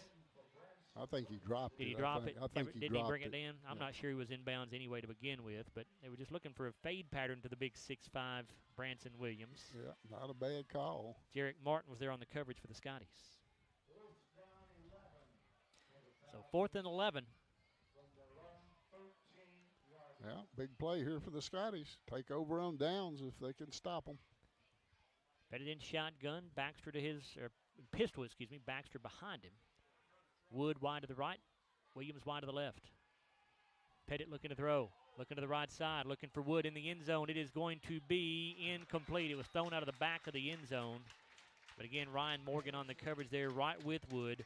And the Scotty defense will stiffen up and hold after Monroe County put together a nice drive, but it stalls out at the 13-yard line. Yeah, that was that ball.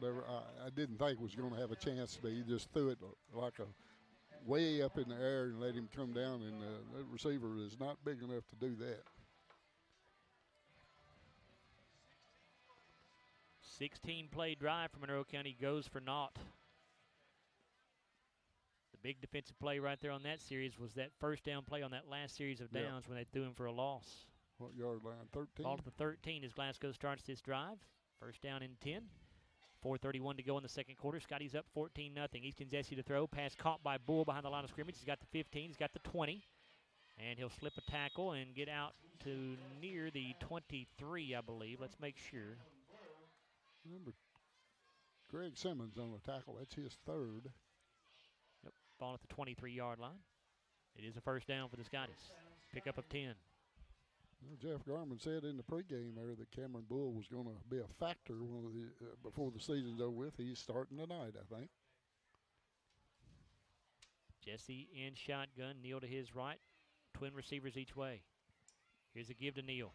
Bounces to the outside around the left end, and he is going to cross the 25 up to around the 27, I believe. Braden Baxter's the man that ran him out of bounds up here. Good quickness by Gavin. It didn't look like that play was going anywhere, and he got it to the corner and got positive yardage out of it. Pickup of 4, second down and 6. Glasgow has 2 timeouts left to use here. We've got 4:01 to go in the second quarter of play. Scotties lead 14-0. Be nice to put another one on the scoreboard here before halftime. Kanan Allen in there is a wide out for the Scotties this time. He's wide to the left along with Jarek Martin.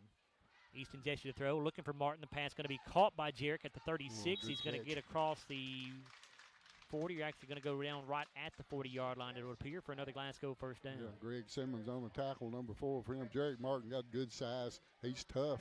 Catches the football and takes a hit and bounces off. 3:56 to go in the half. That's a South Central Bank first down for the Scotties. Easton Jesse now 7 of 8 through the air, only 1 incompletion for 69 yards and a couple of touchdowns.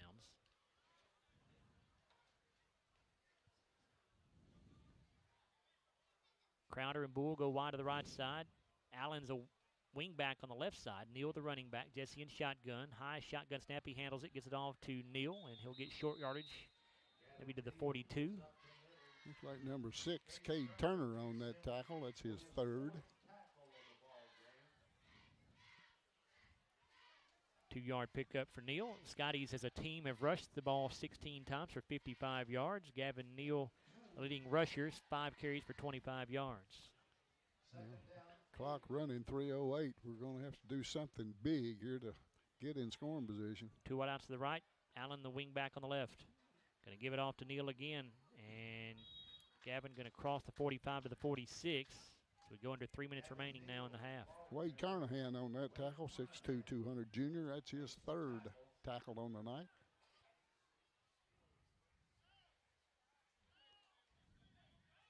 On the 46-yard line, it'll bring up a 3rd down and 4.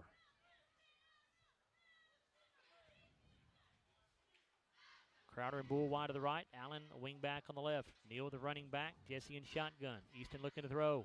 Looking to the right side. Pass going to be caught. 45-40. That's Rico Crowder. 35-30. He is gone. 25-20, 15-10, 5. End zone. Touchdown, Scotties. Boy, the defensive back over there.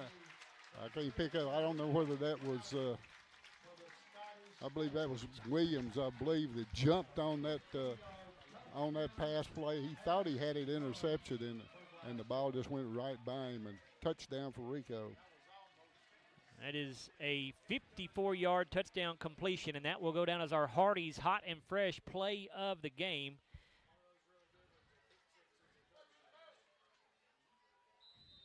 Touchdown brought to you by Elmore Realty and Auction, and here is the Walbert PAT by Wesley Travis, and that one did not look good coming off his foot, and that'll be the first miss for Wesley Travis this year.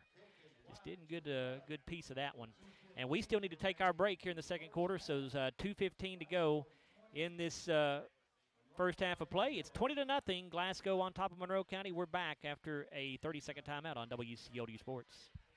History of scoring touchdowns and breaking records? Dakota Elmore knows a thing or two about hard work. At Elmore Realty and Auction, his team, often referred to as the A-Team, applies that same work ethic in how they serve this community. With a combined 200 years of experience, the team serves our commercial industry, helps families find their dream home, and makes your auction an easy, profitable, and positive experience. Elmore Realty and Auction, trusted since 1935. Check them out on Facebook for listings and auctions.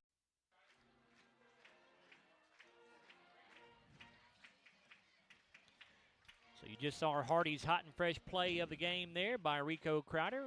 If you missed it, we'll give you another look at that at halftime. Glasgow goes on top 20-0 now, 2:15 to go in the first half. That for the Scotties, a 6-play drive, took 2:16 off the clock, went 87 yards after the Glasgow defense forced Monroe County to turn the ball over on downs. It's a 54-yard touchdown pass from Easton Jesse, his third touchdown pass of the night. Rico Crowder catching his second touchdown pass of the night. The extra point, no good. Kickoff going to be returned here by Wood. He's across the 20, 25, 30, and down around the 31, maybe the 32. That's number 24 on the tackle, and that is Ryan Morgan. That's his second tackle of the night. And we'll put him down at the 31-yard line. 2:09 to go in the half. Monroe County put a nice drive together their last time out, but it stalled out inside the Glasgow 15. They've not got much time to work with here. They do have 2 timeouts, 2:09 to go. 1st and 10 at their own 31.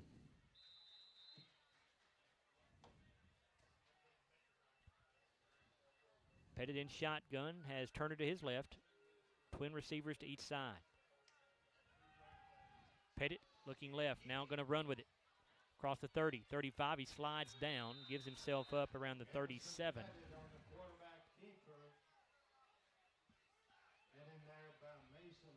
Pickup of 6. That was a good idea on his part, getting down. Mason Arms was headed for him. Making a 7-yard pickup there. Sorry about that, Bruce. They put the ball at the 38 rather than the 37. Monroe County letting the clock tick down here. It's a minute 35. They're in no hurry. 2nd down and 3. Pettit under center. I formation behind him. Give this to Baxter. Starts off the right side, hesitates, looking for some room. He'll fight his way across the 40 for a 1st down up to the 43-yard line. That'll stop the clock momentarily with 1:20 to play. Yeah, Cash Wells on the tackle along with Ryan Morgan. I'm sorry, not Ryan Morgan, but number 8, Kellen Stone. That's what that was. Monroe County will get the ball to start the 3rd quarter, but I thought they might be a little bit more aggressive here, but we'll see what they do here. Pettit goes in shotgun, 2 receivers each way. Baxter going to go in motion, going to give a little shovel pass to him. He'll try to turn it upfield around the left end, and he'll get 2, maybe 3. It will go down as a pass play.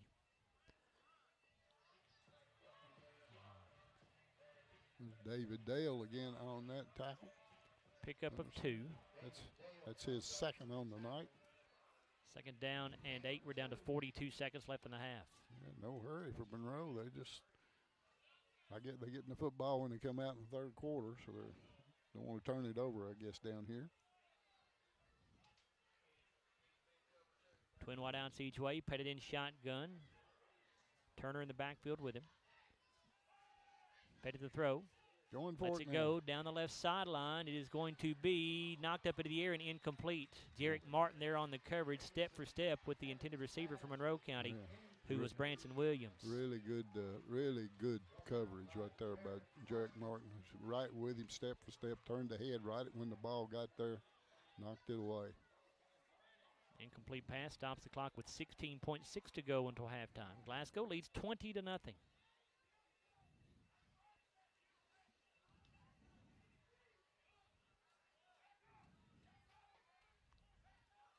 Again, twin wideouts each way. Pettit in pistol formation this time with Turner in the backfield.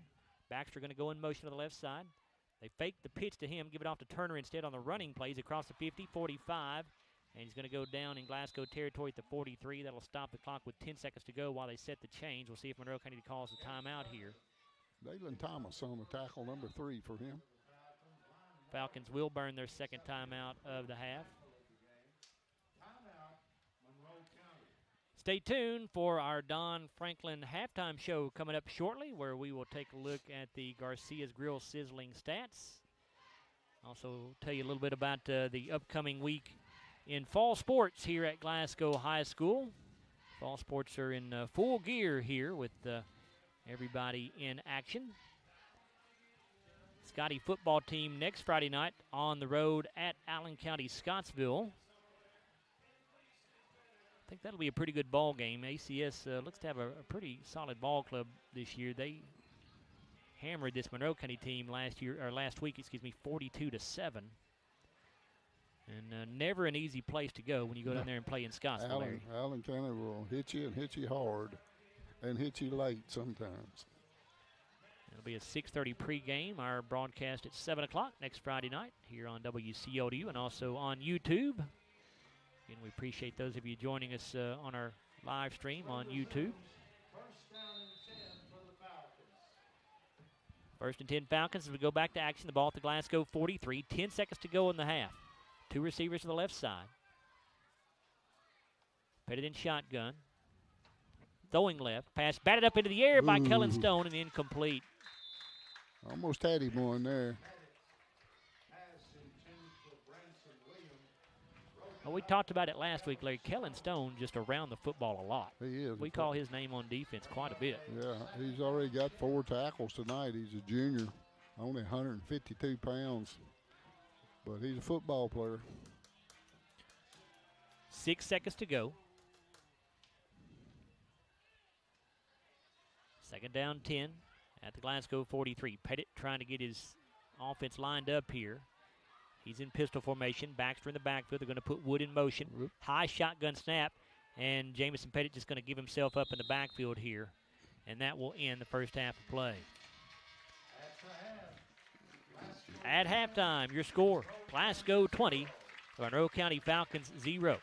We'll come back in a moment on the Don Franklin halftime show and take a look at the Garcia's Grill sizzling stats. We'll do that on the other side of this timeout. It's a 4-minute timeout here on WCLU Sports. Hardee's 2 for $5 breakfast bake goodness into your morning. Choose a biscuit with sausage and egg, biscuit and gravy, or French toast tips. Any 2, just $5. Hardee's, goodness in the making. Get exclusive offers on the Hardee's app. Hardee's Double Deals pack double the charbroiled beef and melty cheese. Choose a double cheeseburger or bacon double cheeseburger starting at $2.99. Hardee's, goodness in the making. Get exclusive offers on the Hardee's app. A nationwide effort is underway to bring high-speed internet to small-town America. Rural broadband providers are taking the initiative. Their goal? To enhance quality of life by creating smart rural communities, which utilize a robust fiber network to jumpstart economic growth, to build thriving smart rural communities with the transformative power of rural broadband networks. Have you injured yourself playing a sport or exercising? Sports medicine experts at TJ Regional Health are trained to get you back on the road to recovery, whether you're dealing with sprains, fractures, knee and shoulder injuries, or other common injuries. Our goal is to prevent illness and injury in active individuals of all ages and help prevent future problems to maximize your performance. Find out more at tjregionalhealth.org/rehab. Patients first, team always. TJ Rehabilitation Services. Monticello Bank first opened its doors in 1895 as a single office in Monticello, Kentucky. Today, there are 21 MBC locations across the Commonwealth. From home loans to commercial lending, Monticello Bank offers a wide variety of convenient financial services and competitive rates from local people you know and trust. Visit them at 1434 Happy Valley Road in Glasgow and let them help make the financial side of your life a little easier. Monticello Bank, where people matter. Member FDIC, Equal Housing Lender. We know there's a big difference between being in a community and being part of the community. That's why here in Glasgow, we cheer on the Scotties. We work hard every day to make a positive impact on the community we call home. Behind our golden arches, we strive daily to serve delicious food and treats. If you could only smell this McDonald's ad, you'd smell how delicious this burger and fries really are. Join our McTeam. To learn how, text KY209 to 38000. Benefits include a sign-on bonus up to $500. Phillips IGA, a family market since 1960. Visit the butcher shop where you'll find fresh cuts of fine meats from an in-store butcher and delicious hamburger ground fresh, plus a fresh selection of garden vegetables and fruits. They proudly carry legacy dairy milk produced right in their hometown of Highsville. Find your favorite national brands. Download the Phillips IGA app to start saving. View their weekly sales ad or simply shop online. Phillips IGA and Butcher Shop. Friendly faces and fair prices. Located on Highway 70 in Highsville.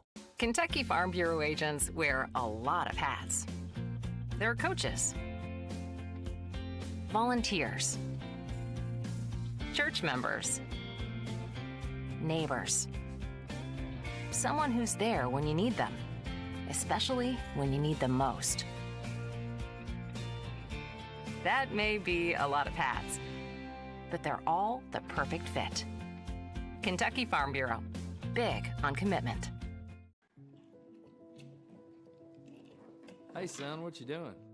Daddy, I'm going to own a dealership one day. All right, I'll dream with you.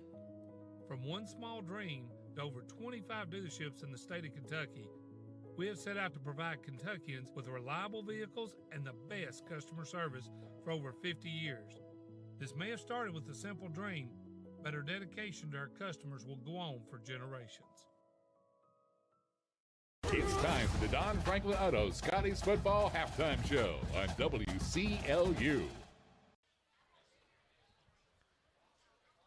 Joe Myers, Larry Alexander, Bruce Tribune back with you at Glasgow High School's Hank Royse Stadium. We are at halftime.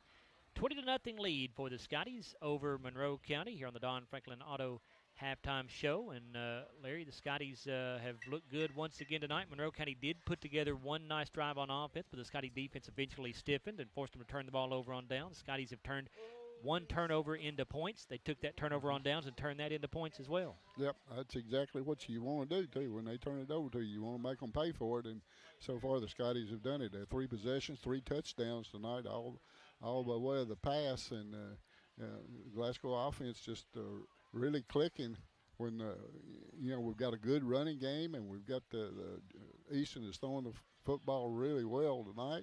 And, it's just a good first half. Matter of fact, Larry, Easton has only missed on one pass. He is 8 of 9 through the air for 123 yards with 3 touchdowns. Big night for Rico Crowder in the receiving department.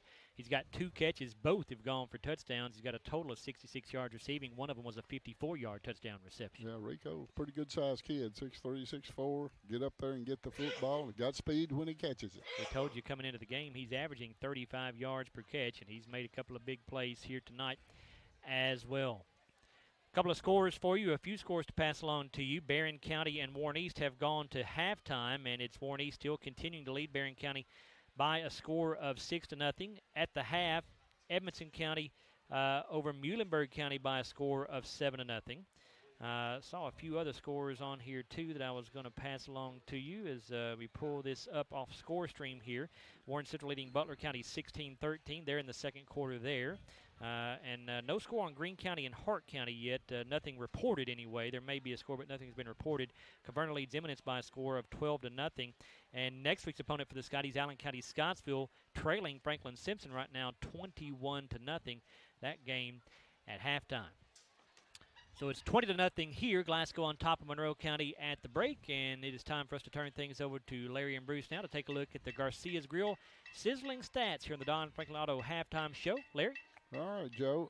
The Scotties won the toss again, and normally, as they always do, they will take the football first.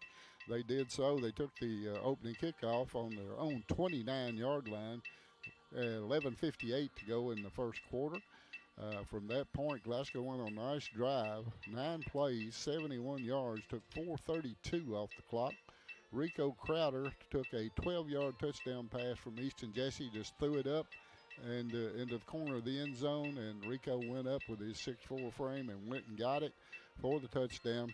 Wesley Travis kicked the extra point, and Glasgow led 7-0 with 7:28 to go in the first quarter. Monroe County's first drive would start on their own 25-yard line at 7:22 of the first quarter.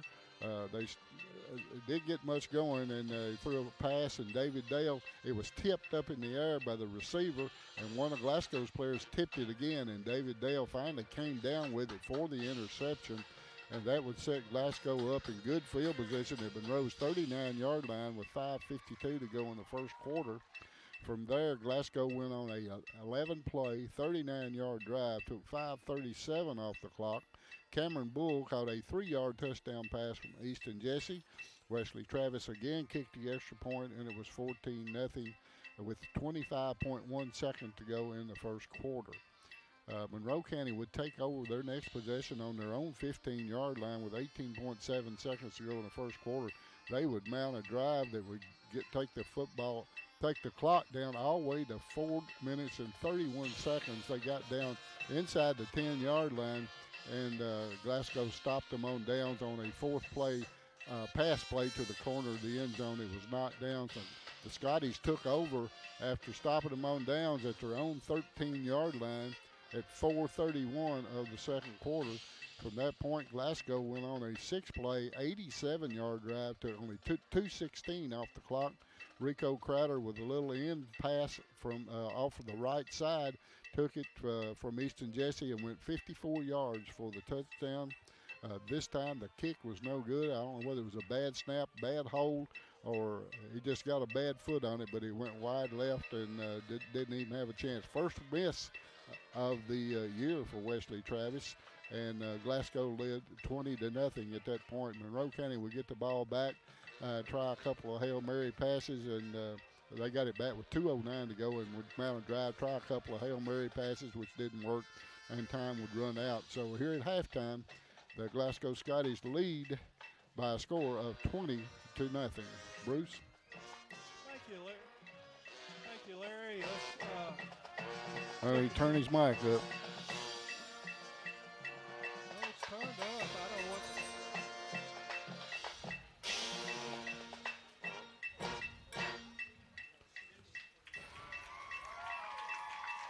We're having problems with this new system here.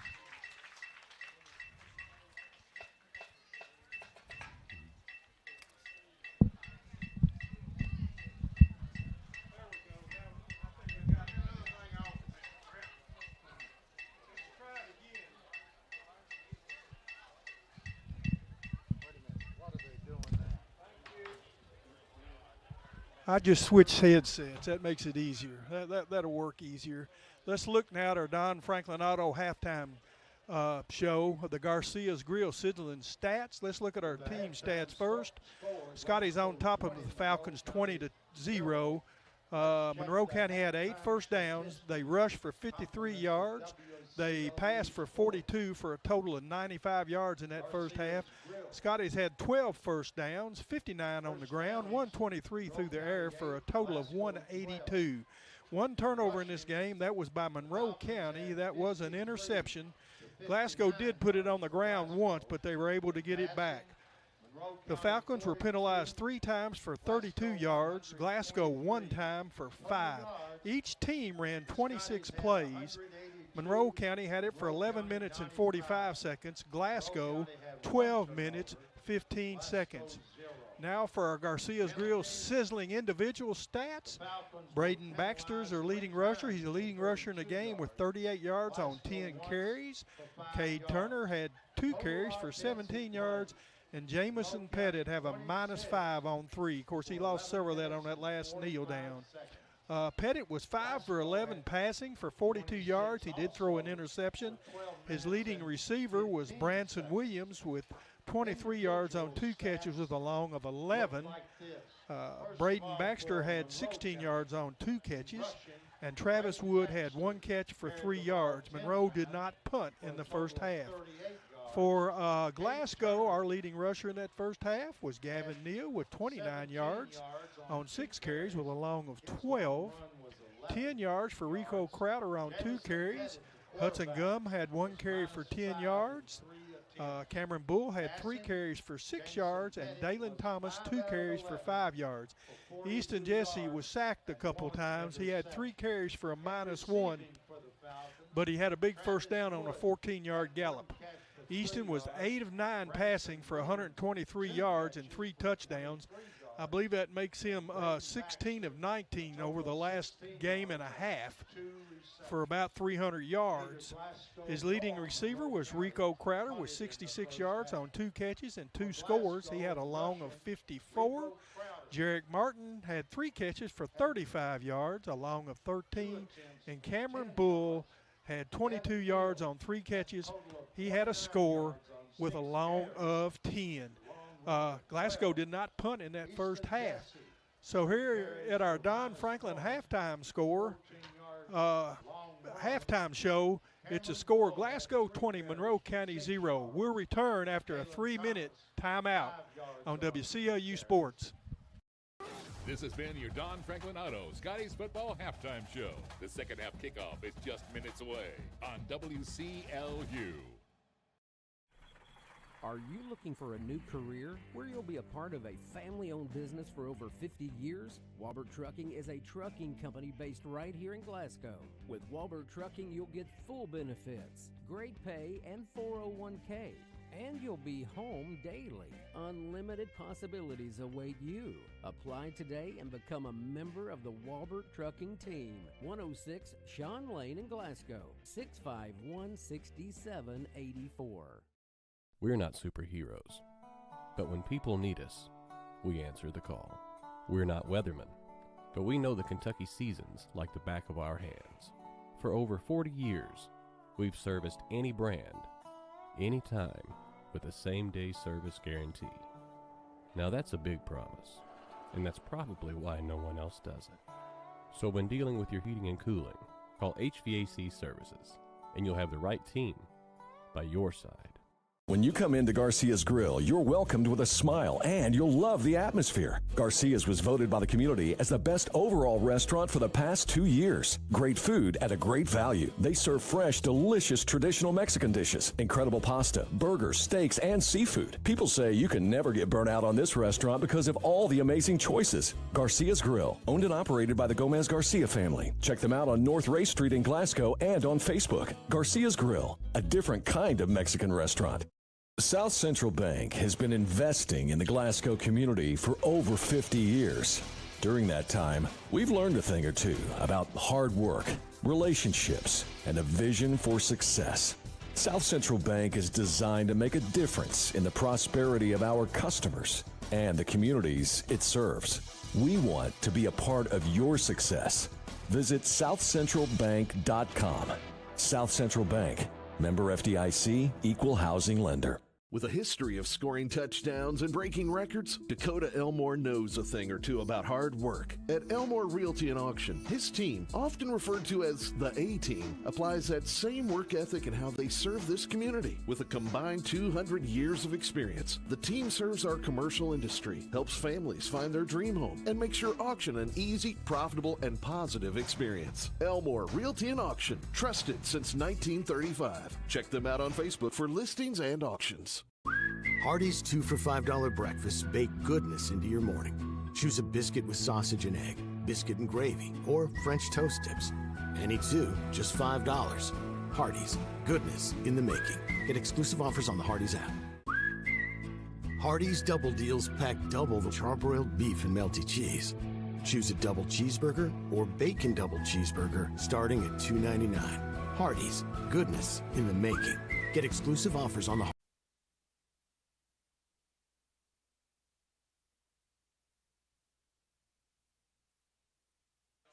Back here on the Don Franklin Auto halftime show, it is 20-0. Glasgow on top of Monroe County. And let's take a look at the upcoming week in fall sports here at Glasgow High School. We'll start to tell you that the boys soccer team tomorrow will be taking on Owensboro Apollo at home. Then they'll host Greenwood on Tuesday. Then the boys soccer team will host Allen County-Scottsville on Thursday. So 3 opportunities to get out there to the soccer complex to watch the Glasgow boys soccer team play at home this upcoming week. girls soccer team tomorrow will be hosting Bath County. That's a night game from what I remember, I believe, when I was making out the schedule. And then on Thursday, the Lady Scottie soccer team hosts Warren East. So a couple opportunities to see the Lady Scottie soccer team play at home this week as well. Glasgow volleyball team on Tuesday will play at home against Monroe County. Then Thursday, they'll travel to Allen County-Scottsville. The girls golf team nor boys golf team neither have matches scheduled this week according to the schedule we have. Also, no cross-country meet scheduled this week either. The JV football team on Monday will play at home against Hart County. That is a 6 o'clock start time. And the varsity football team on Friday. Next Friday night travels to Allen County-Scottsville for a 7 o'clock kickoff. Our broadcast begins at 6:30 here on WCLU and also on our live stream on YouTube as well.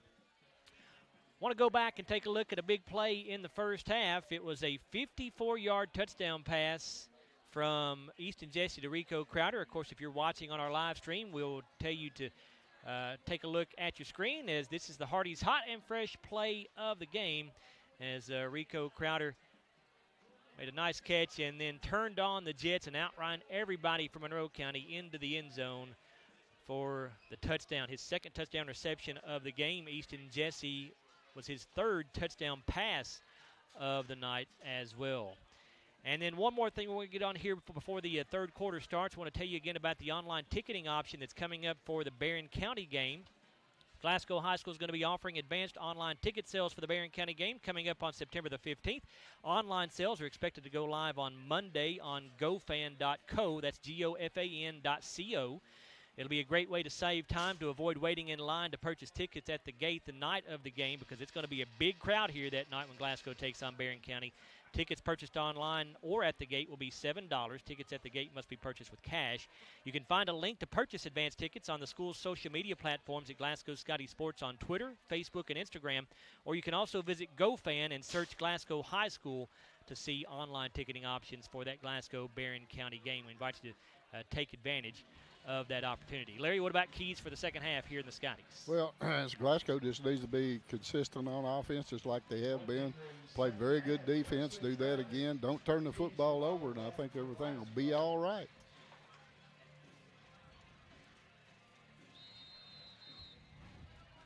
Travis Wood back deep to receive the kick along with a new man back there who takes the kickoff. It's across the 20-25, and let's pick up the number for you. That is number 39, who's not even on my spot chart, Larry. 39. It's 39 from Monroe County. 39. I don't have a 39 either. Well, I'm not sure who that is out there wearing 39. It may be, has Baxter changed numbers because he is staying on the field? That could be. Rico Crowder made that tackle on that kickoff.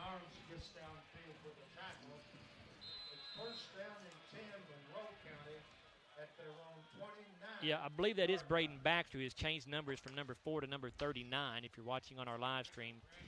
First down and 10 for Monroe at their own 29 to start this drive. Here is Baxter, who'll go off left tackle. He's going to get across the 30 to about the 32. It's Mason Arms on the tackle, number 6 for him. Mason Arms on that tackle.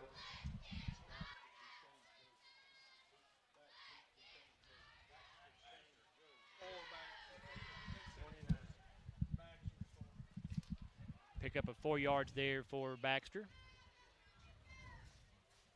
Not sure if he had a torn jersey or had some blood on his jersey they couldn't get out or what, but Braden Baxter has changed jerseys.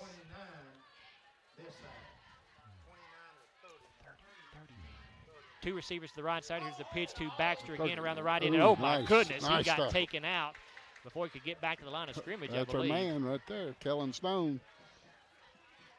Number 5 for him. Aggressive tackle that time by Stone. It is a loss of yardage back to the 31.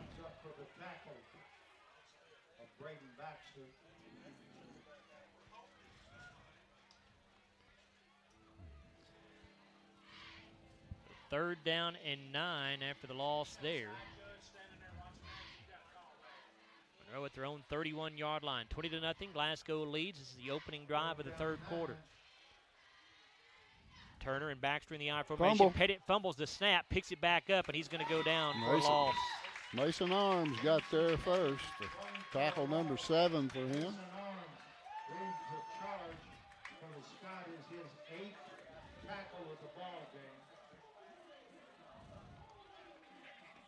That'll bring up 4th down and long for Monroe County with a loss all the way back to the 22 there. Loss of 9. 4th and 18 for the Falcons. Glasgow's going to get great field position here to start their opening drive of the second half. Derek Martin back deep to receive the kick. And in to punt it away is Caden Gerald. It's the first punt of the game for either team.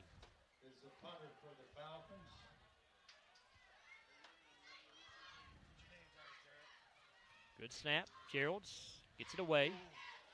High spiraling kick will bounce at the 47 in Glasgow territory. Takes a big Monroe County roll inside the 35 all the way down to the 33-yard line, I believe, is where Monroe County downs it. Pretty nice kick. It will be the 33. Punt of 45 yards that time for Caden Gerald. So still pretty decent field position, but not as good as I thought it was going to be here for the Scotties. That was a good kick. Nice high spiral and away from the guy that was going to catch it. And he had no choice but to let it hit. And then when it hit, it took a big bounce. Scotties start their first drive of the second half at their own 33. 9:30 to go in the third quarter. Scotties on top, 20-0. Yeah. Mason Arms in there at a running back. Cam Bull joins him in the backfield. Rico Crowder, the wing back on the right side. Jesse going to hand this off to Arms. Mason goes off right guard, and he's carrying a couple of tacklers all the way up to the 40-yard line as a flag comes in at the end of the play. 32 on the tackle. That would be Wade Kernahan. Steve Johnson will tell us what's going on here. And face mask. Indications of face mask on Monroe County. Face mask is the call against Monroe County. Incidental penalty, 5 yards. 5-yard penalty tacked on at the end of the run. So 1st and 10 Glasgow after the 5-yard run by Mason Arms and a 5-yard penalty. Ball at the 43 of the Scotties. Thomas, the wing back on the right side. Arms and Bull in the backfield. Thomas goes in motion. Going to give this off to Arms again. He's across midfield into Monroe territory, and he'll go down around the 46 with another Glasgow first down. Oh, nice hard run right up the middle, right off the right guard. Mason Arms a hard runner. First down run for Mason Arms. Number 3 on that tackle, and that was Travis Wood. That'd be his first tackle tonight, 5'11", 170 junior. 11-yard pickup for Mason Arms there. The Scotties so far tonight have rushed for a total of 75 yards. Good balance again on offense for the Scotties, 123 passing so far tonight. 1st and 10 Glasgow in Monroe territory at the 46. Arms again in the backfield along with Bull. Bull motions out of the backfield, give it off to Arms again up the middle, finds a hole as he bounces to the outside. He's got the 40, 35, and another Glasgow first down as he goes down at the 32-yard line, maybe the 31. Good hard runner right up the middle again. Number 8, Branson Williams on the tackle, his 3rd. That's just straight handoff right off the right guard. They will put the ball at the 32-yard line. Pick up of 14 yards, and Mason Arms now the leading rusher on the night for the Scotties with 30 yards on 3 carries here in the second half. Arms still in there. Bull in the backfield with him. Thomas the wing back on the right. Rico Crowder's the wide out to the right side. Bull motions out of the backfield to the right. Give it off on an inside handoff to Dalen Thomas, and he'll get across the 30 down to the 29, maybe the 28. Let's see here. 29-yard line is where they'll spot it. Cade Turner on that tackle. That's number 4 for him. Gain of 3 makes it 2nd down and 7. Looks like Gavin Neal's having some work done here on the sidelines. That's why he's out.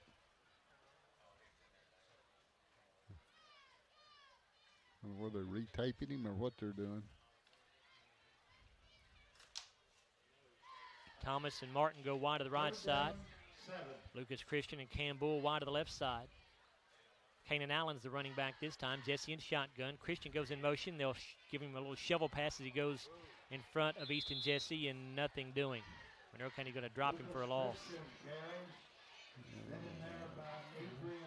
Looks like number 21 on that tackle. Adrian Young. That's his first tackle tonight. 5'8", 165 sophomore. Loss of a yard to the 30. It'll be 3rd down and 8. 6.5 to go in the third quarter. 20-0, Glasgow on top. Still 4-down territory here. Probably go for it if you don't make it.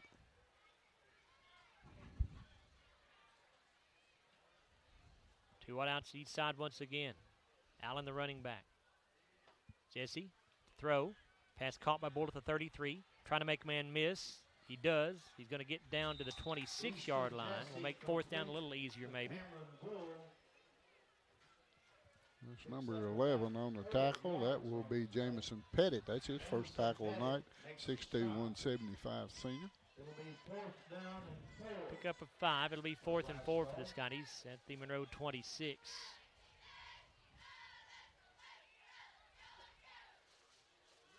Max Lee coming into the ball game for the Scotties here, replacing Derek Martin.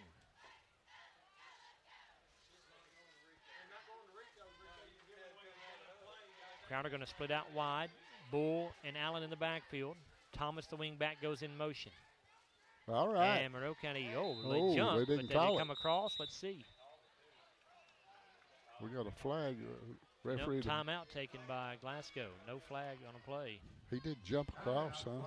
He moved, but apparently did not come across the line of scrimmage. So let's take our timeout here in the third quarter. 5:26 to go in the third. It's 20-0. Glasgow on top of Monroe County. Back after a 30-second break on WCLU Sports. A nationwide effort is underway to bring high-speed internet to small-town America. Rural broadband providers are taking the initiative. Their goal? To enhance quality of life by creating smart rural communities, which utilize a robust fiber network to jumpstart economic growth, to build thriving smart rural communities with the transformative power of rural broadband networks. Which one?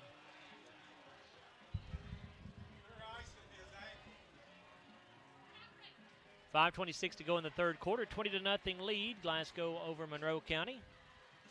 4th down and 4 coming up here for the Scotties, as they are at the Monroe County 26-yard line. Jesse in shotgun. Allen to his right. 2 wide outs left, 1 to the right side. Campbell goes in motion to the right. Jesse to throw. Rolling right, he'll throw. The pass going to be caught by Bull for the first down. Oh, nice catch in traffic. He is going to go down right around the 20.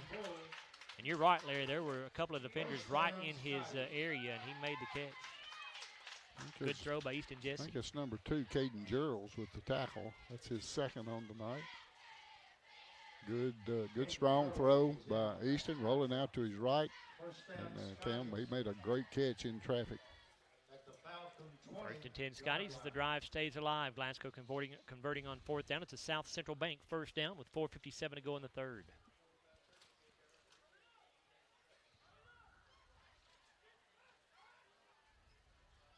Two wide outs to the right. 1 to the left, or 2 to the left as well, actually. And now the Scotties again having trouble lining up, and they'll have to burn their second timeout. Timeout, Glasgow. So we'll stay right here during this break. 4 minutes and 44 seconds to go here in the third quarter.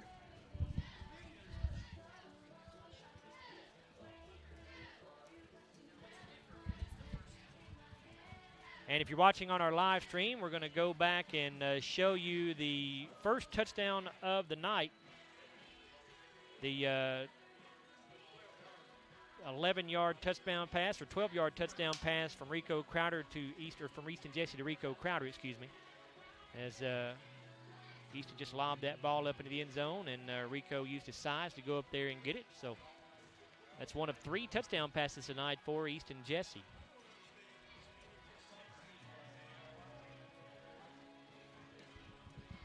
Again, last check we had on that Barron County Warren East game, it was halftime, and Warren East was on top by a score of 6-0. Still no score being reported yet on the Greene County Hart County game from what we can see. 1st down and 10, Glasgow. 1st and 10, Glasgow at the Monroe County 20-yard line. Jesse with a back on either side of him. He's in shotgun formation. 2 receivers, going to give this off to Kanan Allen, trying to get around the left end, and won't be able to do it. Not sure he even got back to the line of scrimmage. Number 6, Cade Turner on the tackle. That'd be number 5 for him. It is no gain on the play.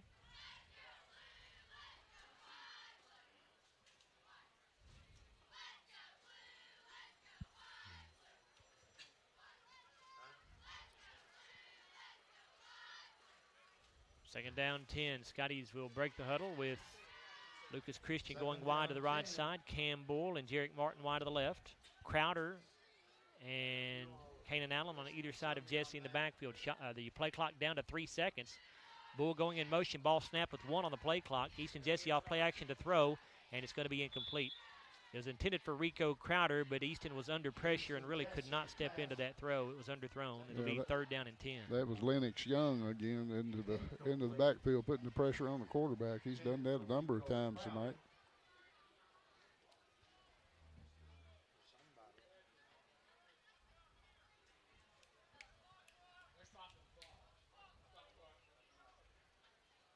.333 to go in the third quarter of play. 20-0 lead for the Scotties. Third down, 10. And this is going to be a penalty on Glasgow. They break the huddle with 12 men, but they're going to let them get away with it. Easton Jesse throwing into the end zone, looking for Cam Bull. It's incomplete. Did Glasgow not break the huddle with 12 players right there? I don't think, I don't think we had but 11 on the field, but one of them was coming off. I don't think we had but 10. So you think we ran that play with 10 players? Pass was intended for Cam Bull, but it was incomplete there in the end zone. 3.5 to go in the third quarter now. And it'll bring up fourth down and 10. Scotties at the Monroe County 20. 10, Glasgow.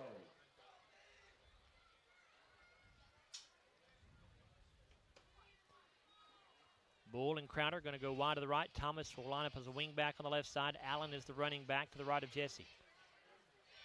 Easton's looking to throw. Under heavy pressure, steps up, and he's going to be sacked. And Monroe County's going to force Glasgow to turn the ball over on downs. Yeah, second sack of the night for Carnahan, Wade Carnahan, and it's his 5th tackle. On that tackle as Monroe County takes over. For the first time all season on that drive, the Scotties offense looked just a little bit disjointed. Yeah, I don't know what the problem was, but we couldn't get lined up right, had to use 2 timeouts. And now a flag comes out here between plays, so somebody's running their mouth apparently. Sportsmanlike conduct on somebody. 53. Sportsmanlike conduct, 53 on the defense, 15-yard penalty. It's Cam Johnson. He'll come out of the ball game. Unsportsmanlike. Yeah, that's uncalled for, of course. Called against Glasgow. Going in to replace him is Kievan Massey. And so now that 15-yard penalty will give Monroe County great field position to start this drive at their own 45-yard line with 3:23 to play in the third quarter. Glasgow leads 20-0, but this game is not over. Scotty's got to do a little work to finish this thing off. Exactly. We needed to score on that last possession. Couldn't get it done. Pettit under center. Turner and Braxton in the eye.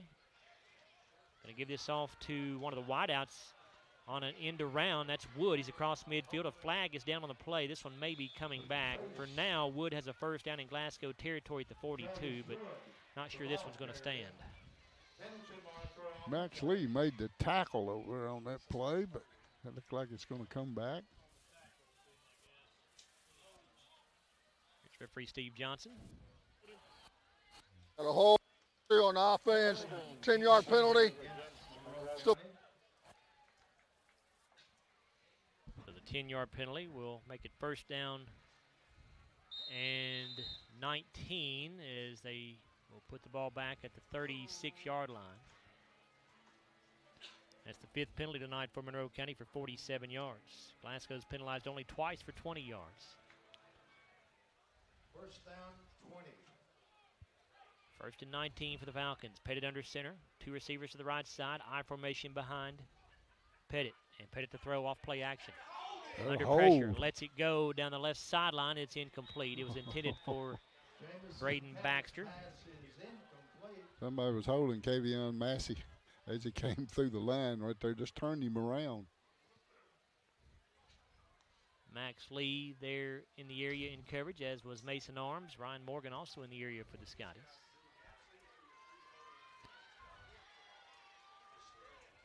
.242 left in the third quarter. Second down, 19 for Monroe.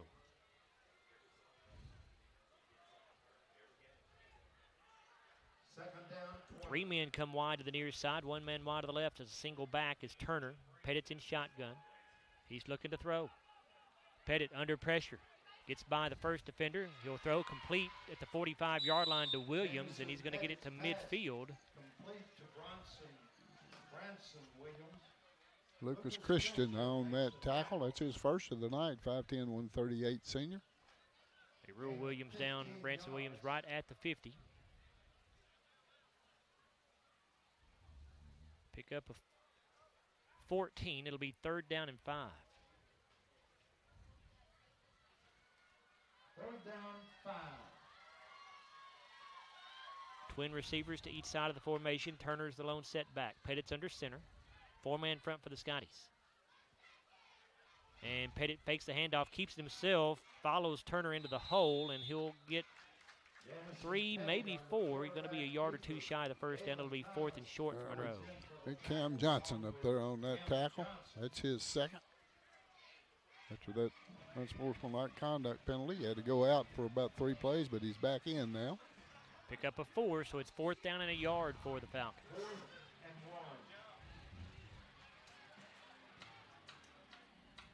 Gotta be careful not to jump on a hard count here if you're Glasgow. 1:22 to go in the third quarter. Glasgow leads 20-0.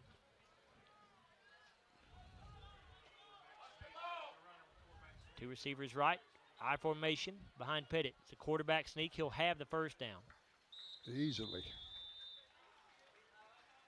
Jamison Pettit on the Gets down inside the 43, I believe, between the 43 and 42-yard lines. Yep. Looks like Mason Arms again on the tackle. That's number 8 for him tonight. Big night for Mason. 1st and 10 Falcons at the 4-yard pickup there for Pettit on that quarterback sneak. 1st and 10 Falcons at the Glasgow 42. Here's the give to Baxter. Starts up the middle, bounces to the outside around the left end. Looking at the 40. A flag comes in. Probably going to be a hold. Yeah. Baxter's going to be taken out of bounds across the 30. But again, I think this one's probably coming back. Yeah, Dalen Thomas on the tackle down the field, but I think it's coming back again. Got a hold, number 6 White. 10-yard penalty for spot of the foul. Let's go first. That's about 3 holding penalties they've had that's cost them. Overcame the most recent one. That penalty moves the ball back into Monroe territory at the 48. And Bruce says there's 2 or 3 they haven't called. Surely Bruce would not criticize an official.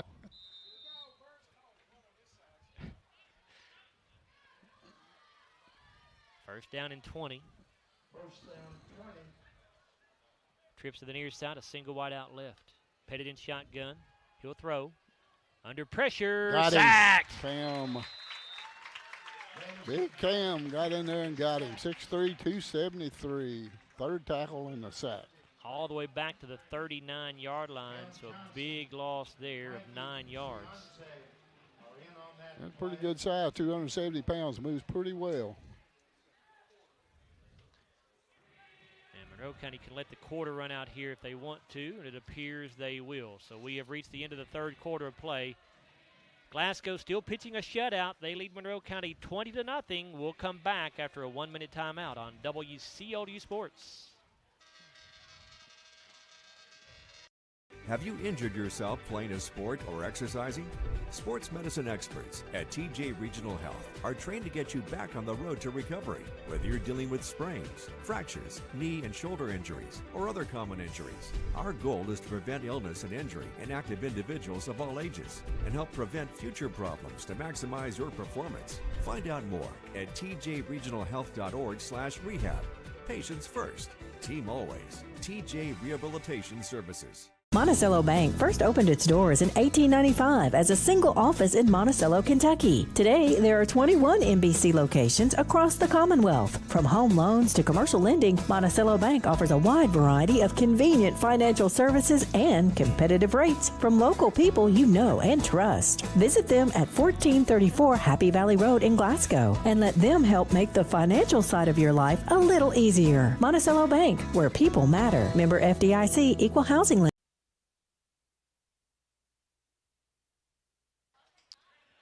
We begin the fourth quarter here at Hank Royse Stadium on the campus of Glasgow High School. Monroe County has the football. Scotties lead 20-0 over the Falcons. Second down and 31 for Monroe County. Back at their own 39, pitted under center. Going to give it off on a draw play to Baxter, and the Scotties not fooled. He's going to go down in the backfield for a loss, I believe. He may have gotten back to the line of scrimmage. Yeah, he did. Give him the 39. Mason Arms again on that tackle. Number 9. Take a look at the Garcia's Grill sizzling stats through 3 quarters. Glasgow leads 20-0. They have 16 first downs to Monroe County's 10. Glasgow 82 yards rushing, 132 passing, a total of 214. Monroe County 41 rushing, 56 passing, a total of 97. Falcons still have the only turnover in the game. That was a interception. Third down, 31. Pettit going to throw for Williams. Good catch off the high pass. Going to go down at the 42, maybe the 43. Going to bring up fourth down and forever for the Falcons, and they'll have to bring on the punting unit. Nice tackle by Jarek Martin. Got the catch. He got about a couple yards out of it. Rest of those Garcia's Grill sizzling stats. Glasgow penalized 2 times for 20 yards so far tonight. 6 Monroe County penalties for 57 yards. Scotties have had the ball 36 plays, 18 minutes and 22 seconds. Monroe County 35 plays, 17 minutes and 38 seconds.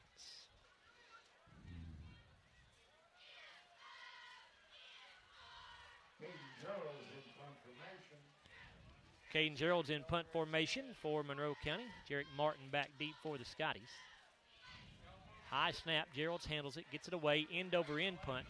Will bounce at the 30, take a big Monroe County roll, and all the way to the 10-yard line. That was a 20-yard roll on that punt for Gerald. That's twice he's done that. Punt is down at the 10-yard line.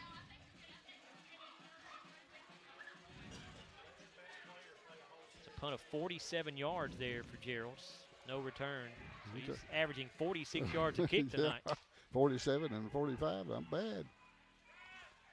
10:20 to go in the ball game. 20-0 lead for the Scotties. They get it back first and 10 at their own 10. Well, the Scotties didn't have much continuity on the offense the last time we had the ball. Let's see if we can get things straightened out here. 10, Glasgow at their own 10-yard line. Easton Jesse in shotgun. That's Kanan Allen to his left. 2 receivers to each side. Going to give it to Rico Crowder as he went in motion. Give it to him on a shovel pass, and he's going down for a loss. Yeah, they didn't fool Carnahan. That's his 6th tackle on the night. 2 sacks to go along with it. Good football player. Loss of 2, back to the 8. Second down, 12. Cade picks up his 8th tackle of the game. Monroe County defense has had much more success against the Scotties than either LaRue County or Russellville did, that's for sure. Things have not come nearly as easy for Glasgow tonight. Jesse in shotgun, Allen to his right, 2 wideouts each way. Jesse looking to throw, goes left side with it, caught by Crowder at the 15, makes a couple of men miss, he's got the 20, 25, and out near the 30-yard line with a first down. That's been our best offense so far tonight. Get it to Rico and let him do his thing. And he is hurt. Or got a cramp or something. Looks like he's cramping up, Larry. Yeah. And good sportsmanship by the Monroe County coaches over there as they were right on the Monroe County sidelines. They're already over there on top of Rico, stretching him out. I think it was Cade Turner on the tackle. That's number 6 for him.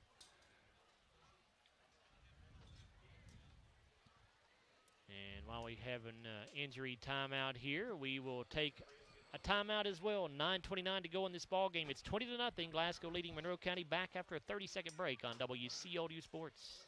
Oh, there's a big difference between being in a community and being part of the community. That's why here in Glasgow, we cheer on the Scotties. We work hard every day to make a positive impact on the community we call home. Behind our golden arches, we strive daily to serve delicious food and treats. If you could only smell this McDonald's ad, you'd smell how delicious this burger and fries really are. Join our McTeam. To learn how, text KY209 to 38000. Benefits include a sign-on bonus up to $5.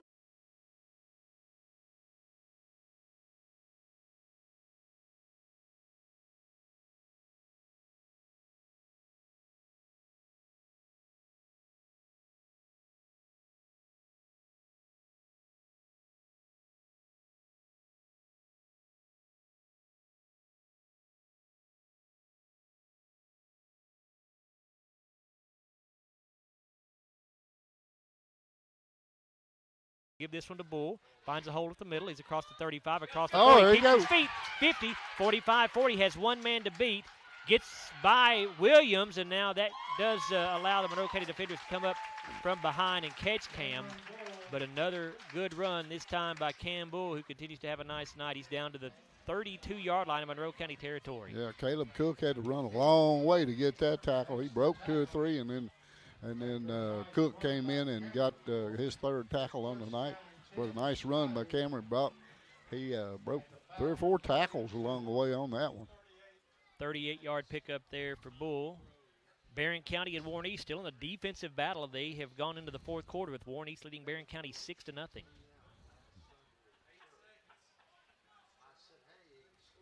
Arms and Allen in the backfield. They put Thomas in motion to the right from his wingback spot. Give it to Arms. Breaks an arm tackle behind the line of scrimmage, and Mason going to get it down inside the 25, down to near the 20. Yeah, Should nice be hard, another first down, I believe. nice hard run again, right up the middle.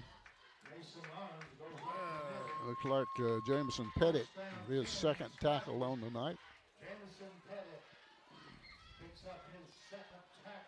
Got the 21-yard line, but it is still enough for a first down. 8:12 to go. Scotty's looking for the touchdown that would put this one away. Glasgow already on top 20-0.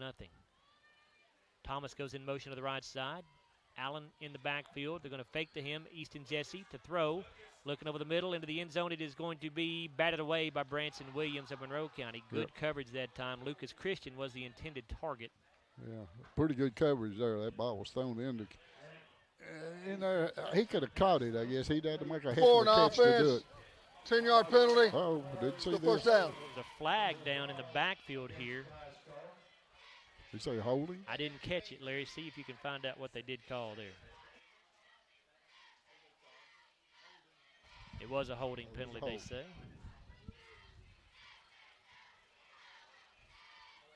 That penalty will move the ball back to the 31-yard line. Second down, or first down and 20.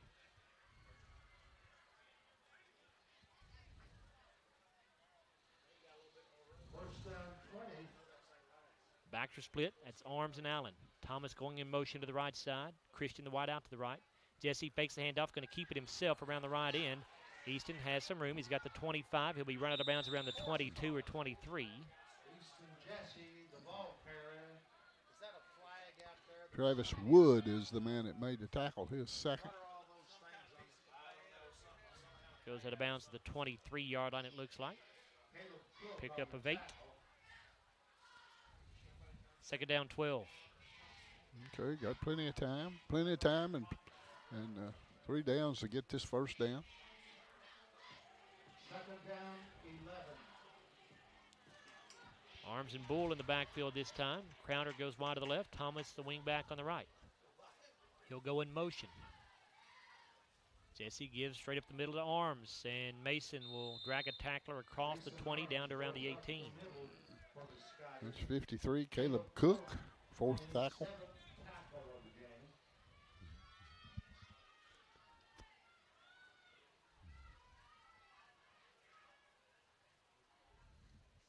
Pick up a 5. It'll be 3rd and 7 for the Scotties.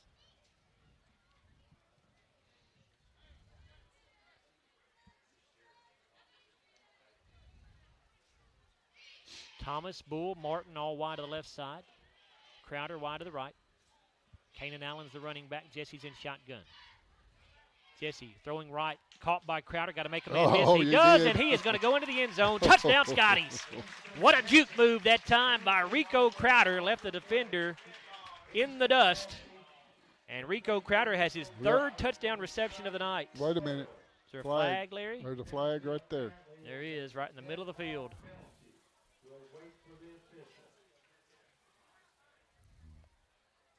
They're talking to the Glasgow coaching staff, so that would lead you to believe this is probably against Monroe County.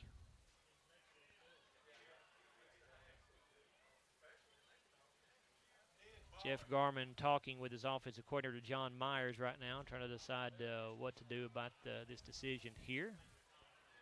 Penalty on the kickoff or on the extra point or what? Is that what it's? I think that's what they're Dead trying ball to decide. personal foul on the defense. Touchdown's good. 15 yards on the kickoff.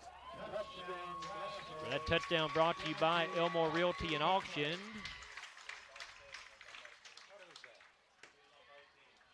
And we'll now see Walbert Trucking 2-point try this time. I think this is the first time all year the Scotties have gone for two. Glasgow leading 26-0. Looked like it was going for two, but he took it on the extra point. No, they took it on the kickoff. He I said know 50. What's up? Oh, okay. I misunderstood what you were saying. I misunderstood what you were saying. Yep, you're right.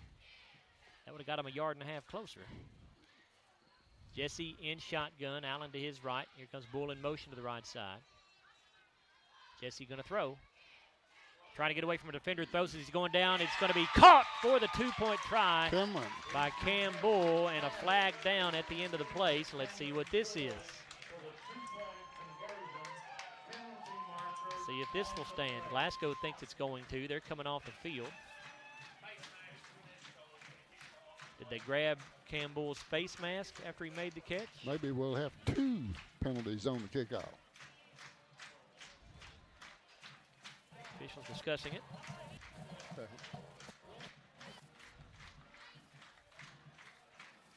And is going to go on the Falcons as again referee Steve Johnson comes over to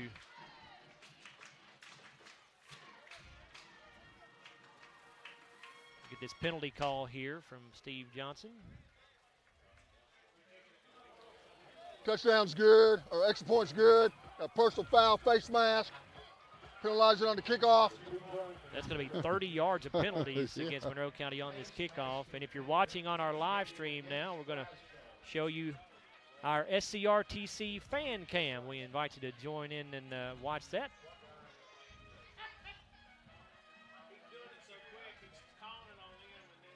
Getting a good look at the student section there in the dog pound.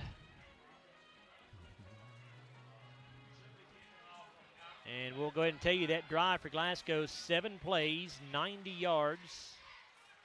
Rico Crowder catches the 18-yard touchdown pass from Easton Jesse, his third touchdown reception of the night.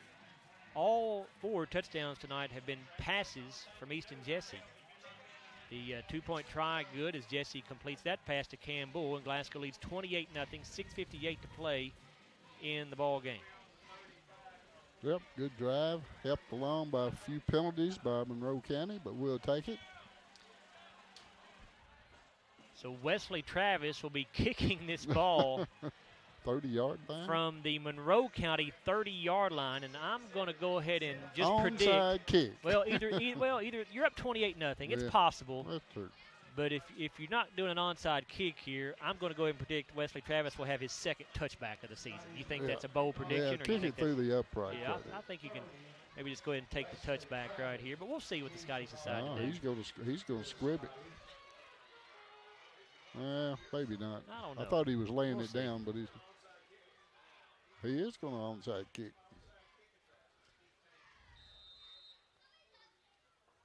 He does try the onside kick, and it's going to be fielded by Monroe County. They'll get it at the 15-yard line.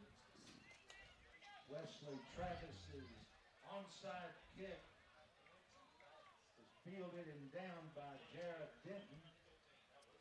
So Monroe County will start first and 10 at their own 15, trailing 28-0, 6:56 to go in the ball game.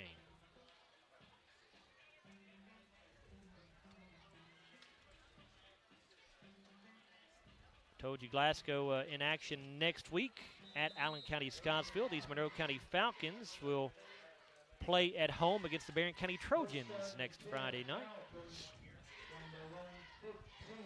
Jameson Pettit under center with Turner and Baxter in the backfield in the I formation. They give to the fullback Turner, and he's going nowhere. Going to lose a yard, I believe. There's Mason Arms along with number 33, Jacob Brunson. That's Mason's 10th tackle tonight.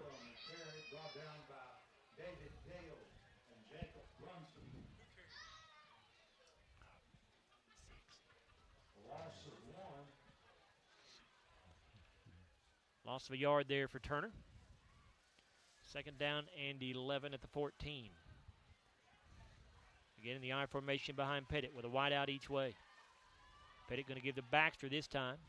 He'll go off the left side, and boy, took a big hit as he got up near the 20-yard line. He bounces back up. He's okay.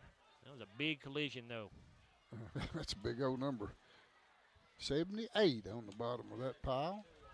And that would be Parker McGowan. First tackle of the night, 6'2", 344, and a junior.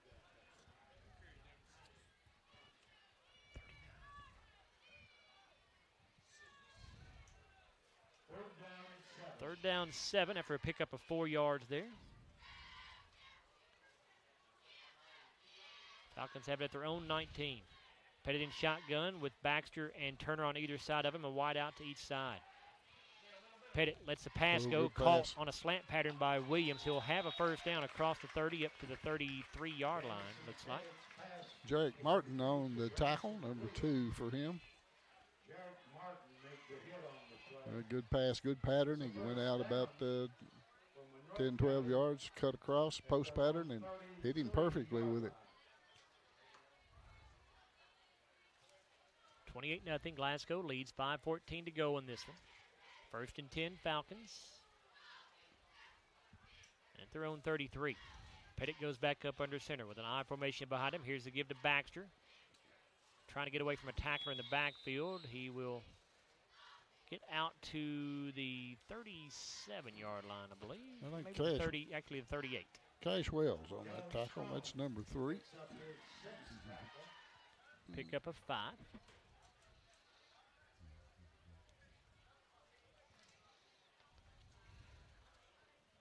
Second and 5.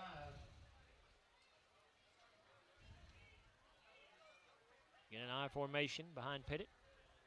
A receiver each way.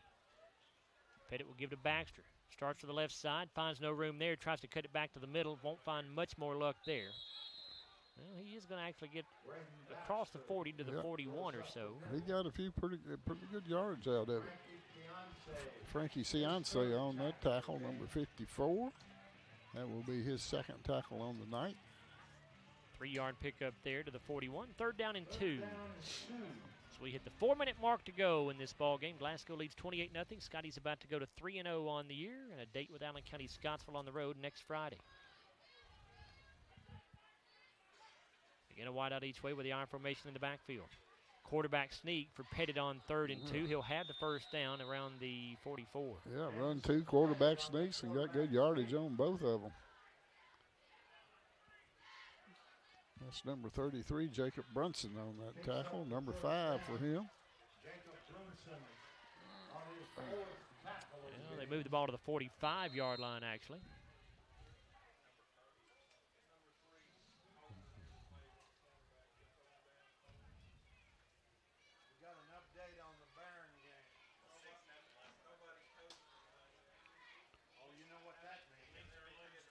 First and 10 Falcons, their own 45. Pettit into the shotgun. Turner and Baxter on either side. Wood and Williams the wideouts each way. Pettit the throw. Looking over the middle of the field for Williams. It's going to be incomplete. Dalen Thomas may have gotten a hand on that one for the Scotties. He was right there step for step with Williams. He did. Either one of them had a chance to catch that football. And now an official timeout here for something.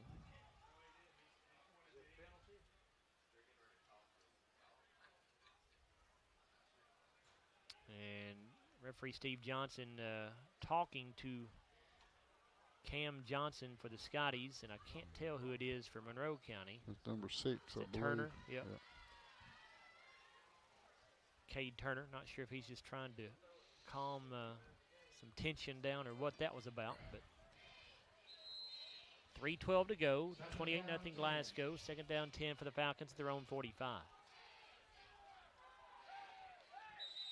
Backs in the I formation, and another whistle and a timeout taken by the Scotties.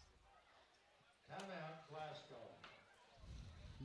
And that is the final timeout for Glasgow here in the second half. Again, we've mentioned this a couple of times tonight, but just want to make sure we get the word out about this Barron County ball game and the online ticket sales. Glasgow High School is going to be offering advanced online ticket sales for the Barron County game coming up on September the 15th. Online sales expected to go live on Monday at gofan.co. That's GOFAN.co. And that's going to be a big, big crowd here in a couple of weeks. The Glasgow and Barron County have not played each other in a few years, and so there's a lot of anticipation for that. So it's going to be a great way to save time from waiting in line if you can purchase tickets online. But you can still purchase tickets at the gate the night of the game. Tickets purchased online or at the gate will be $7. Tickets at the gate must be purchased with cash. You can find a link to purchase advanced tickets on the school's social media platforms at Glasgow Scottie Sports on Twitter, Facebook, and Instagram. Or you can also visit GoFan and search Glasgow High School to see online ticketing options as well. Play resumes, second down 10. Second down 10 for Monroe at their own 45. Here's the pitch to Baxter. It's a halfback pass looking Wide for open. Wood. It's open, caught at the 30. Scotty's going to catch up with him, but it will be a Monroe County first down. Kellen Stone able to get down there and make the catch, but not before Wood gets the ball to the 23-yard line in Glasgow territory. Yeah, 6 tackle. But they fooled everybody on that one. That was a nice call. 6 tackle for Kellen on the night. For the Falcons at the Scottie 23-yard line. 3 minutes to play. Scotty's trying to preserve the shutout here. They lead 28-0. Williams the wide out to the right side. Bork the wide out to the left. Turner and Baxter in the eye. Here's the give to Baxter. Goes right and gets tripped up. May have actually tripped over an offensive lineman's foot. He did. He tripped over his own offensive lineman. And now Baxter cramping up.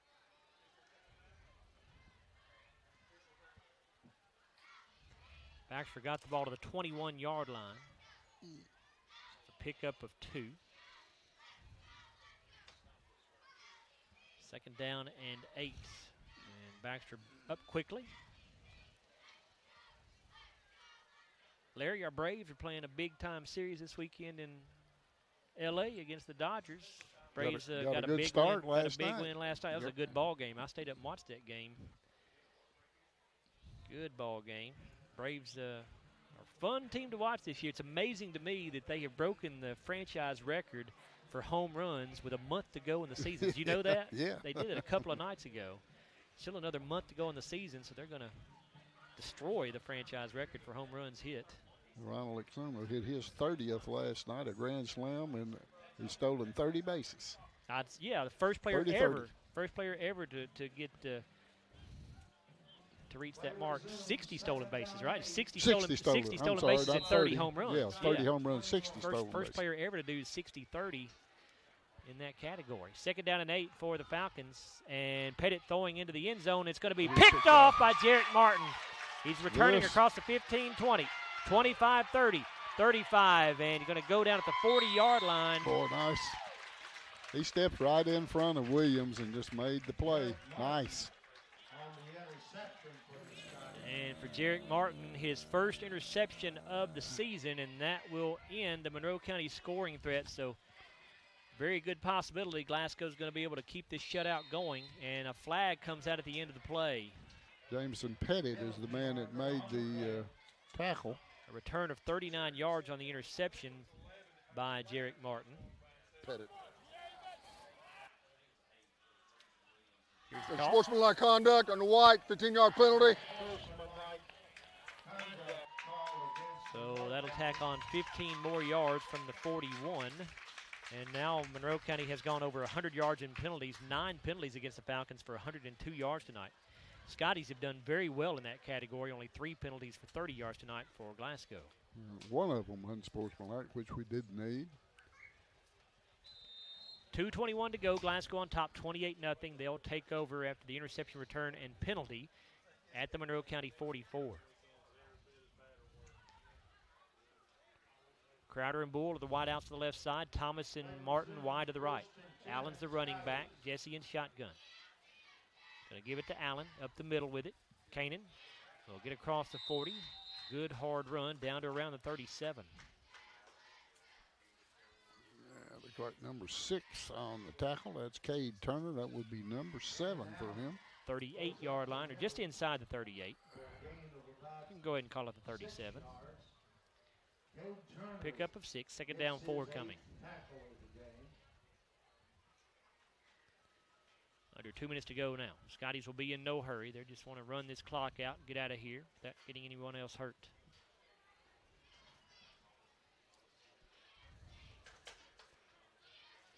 Two receivers each way. Allen again, the running back. Jesse will hand it off to Allen.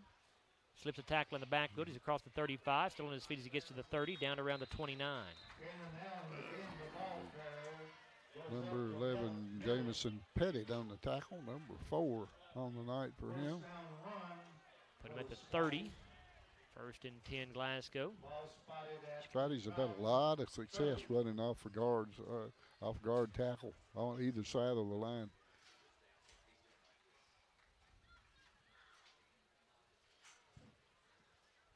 Stay tuned for our Don Franklin Auto post-game wrap-up, where we'll take a look at the Garcia's Grill sizzling stats, also the Phillips IGA player of the game, and we'll hear from Glasgow head coach Jeff Garman as well. Scotty's going into victory formation here as Easton Jesse's going to go up under center and just take the snap and take a knee. Glasgow will just run the clock out. They'll have to snap it probably one more time.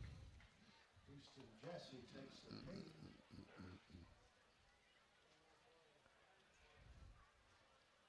Glasgow about to go to 3-0 on the year. Monroe County will lose their second straight games. They're going to fall to 1-2. Jesse will take the final snap of the game here. There it is. And that will do it. So it's Glasgow 28, Monroe County nothing. Glasgow 3-0. Monroe County falling to 1-2. And as I said a moment ago, stay tuned. After this break, we'll have our Don Franklin Auto post-game wrap-up with the Garcia's Grill sizzling stats, the Phillips IGA player of the game, and an interview with Glasgow head coach Jeff Garman. We're back after a 4-minute timeout here on WCLU Sports. This has been Glasgow Scotties football. Stay tuned for the Don Franklin Auto post-game show on WCLU. Phillips IGA, a family market since 1960. Visit the butcher shop where you'll find fresh cuts of fine meats from an in-store butcher and delicious hamburger ground fresh, plus a fresh selection of garden vegetables and fruits. They proudly carry legacy dairy milk produced right in their hometown of Highsville. Find your favorite national brands. Download the Phillips IGA app to start saving. View their weekly sales ad or simply shop online. Phillips IGA and Butcher Shop. Friendly faces and fair prices. Located on Highway 70 in Highsville. Kentucky Farm Bureau agents wear a lot of hats. They're coaches, volunteers, church members, neighbors, someone who's there when you need them, especially when you need them most. That may be a lot of hats, but they're all the perfect fit. Kentucky Farm Bureau, big on commitment. Hey, son, what you doing? Daddy, I'm going to own a dealership one day. All right, I'll dream with you. From one small dream to over 25 dealerships in the state of Kentucky, we have set out to provide Kentuckians with reliable vehicles and the best customer service for over 50 years. This may have started with a simple dream, but our dedication to our customers will go on for generations. Are you looking for a new career where you'll be a part of a family-owned business for over 50 years? Walbert Trucking is a trucking company based right here in Glasgow. With Walbert Trucking, you'll get full benefits, great pay, and 401k. And you'll be home daily. Unlimited possibilities await you. Apply today and become a member of the Walbert Trucking Team. 106 Sean Lane in Glasgow, 651-6784. We're not superheroes, but when people need us, we answer the call. We're not weathermen, but we know the Kentucky seasons like the back of our hands.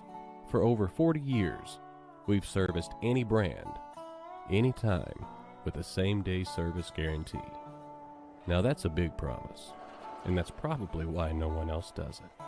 So when dealing with your heating and cooling, call HVAC Services, and you'll have the right team by your side. When you come into Garcia's Grill, you're welcomed with a smile and you'll love the atmosphere. Garcia's was voted by the community as the best overall restaurant for the past 2 years. Great food at a great value. They serve fresh, delicious traditional Mexican dishes, incredible pasta, burgers, steaks, and seafood. People say you can never get burnt out on this restaurant because of all the amazing choices. Garcia's Grill, owned and operated by the Gomez Garcia family. Check them out on North Ray Street in Glasgow and on Facebook. Garcia's Grill, a different kind of Mexican restaurant. Glasgow Scotties football on WCLU 103.1 FM and AM 1490. And video streaming free at WCLUradio.com and on the Glasgow Scotties and WCLU YouTube channels. Glasgow Scotties football brought to you by Don Franklin Auto, Walbert Trucking, South Central Bank, HVAC Services, South Central Rural Telecommunications Cooperative, Garcia's Grill, Elmore Realty and Auction, Hardee's, TJ Regional Health, McDonald's, Monticello Bank, Phillips IGA, and Kentucky Farm Bureau agent Joe Myers. Standard expectations, play to it every play. It's time for the Don Franklin Auto post-game wrap-up.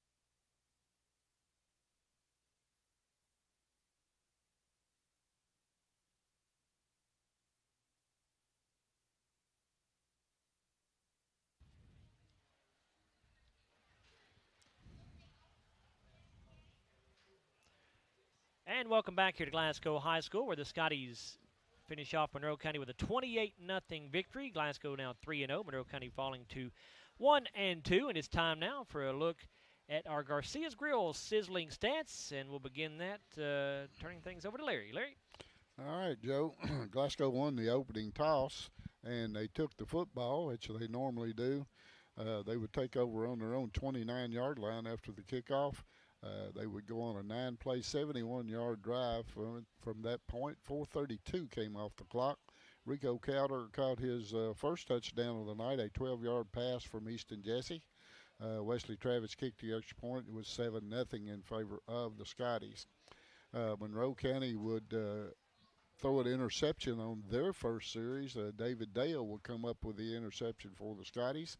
That would set Glasgow up on Monroe County territory at their 39-yard line. 5:52 to go in the first quarter. Glasgow went on an 11-play, 39-yard drive. Took 5:37 off the clock. Cameron Bull caught the touchdown pass from Easton Jesse. It was a 3-yarder. Wesley Travis kicked the extra point, and Glasgow led 14-0 with 2:15 to go in the first quarter. Monroe County would get the football. Monroe County would mount up a nice drive on their next possession, but it would end on the 13-yard line where Glasgow would finally hold them on downs, and that set Glasgow up at their 13-yard line with 4:31 to go in the second quarter. Glasgow went on a 6-play, 87-yard drive, took 2:16 off the clock. Rico Crowder caught a 54-yard touchdown pass from Easton Jesse. It looked like the thing was going to be picked off. It was a sideline pass, bullet pass out there, but it looked like the defender had a good bead on it, but it whizzed right by him, and Rico caught it and went the rest of the way for the touchdown. This time, first miss of the year for Wesley Travis. The kick was no good, and Glasgow led 20-0 with 2:15 to go in the second quarter. Monroe would get the football one more time in the half, and time would run out. And they would get the football back so Glasgow led 20-0 at the end of the first half. The Falcons would get the football back to start the third quarter on their own 29-yard line, but Glasgow would hold, and they would have to punt. The Scotties would take over on their 33-yard line at 9:30, but mounted a drive, got down in Glasgow territory, but could not convert, and they lost the ball on downs. And Monroe County would take over on their own 45-yard line with 3:23 to go in the third quarter, but Glasgow would hold them, and they would have to punt, and that set Glasgow up on their own 10-yard line with 10:20 to go in the fourth quarter. Glasgow went on a 7-play, 90-yard drive from that point, 3:23 to go. It took off the clock. Rico Crowder with his third touchdown of the game. 18-yard pass from Easton Jesse. Since they missed the extra point on the previous touchdown, they went for two, and it was the 2-point conversion was good on a pass from Easton Jesse to Cameron Bull, and Glasgow led 28-0. Jarek Martin would pick off another pass for the Scotties on Monroe's next possession, and then Glasgow would end up running out the time, and the Scotties win it here tonight to go 3-0. And that's being the 88th meeting. The Scotties now are ahead in the series 60-27-1. So they win it here tonight 28-0. Tackles on the night. First for Monroe County in the game. Caden Gerals with 2 tackles. Travis Wood had 2. Braden Baxter had 2 on the night. The man that led them in tackles was Cade Turner, number 6. He had 7 tackles on the night for the senior. Branson Williams had 3. Greg Simmons with 4. Jamison Pettit had 4 on the night. Adrian Young with 1. Wade Carnahan a good night with 6 tackles. They had 2 sacks for the quarterback. Lennox Young with 2 tackles. Caleb Cook with 5. And Ryan Gold had 2 on the night for Monroe County. For the Scotties tonight, Rico Crowder had 1.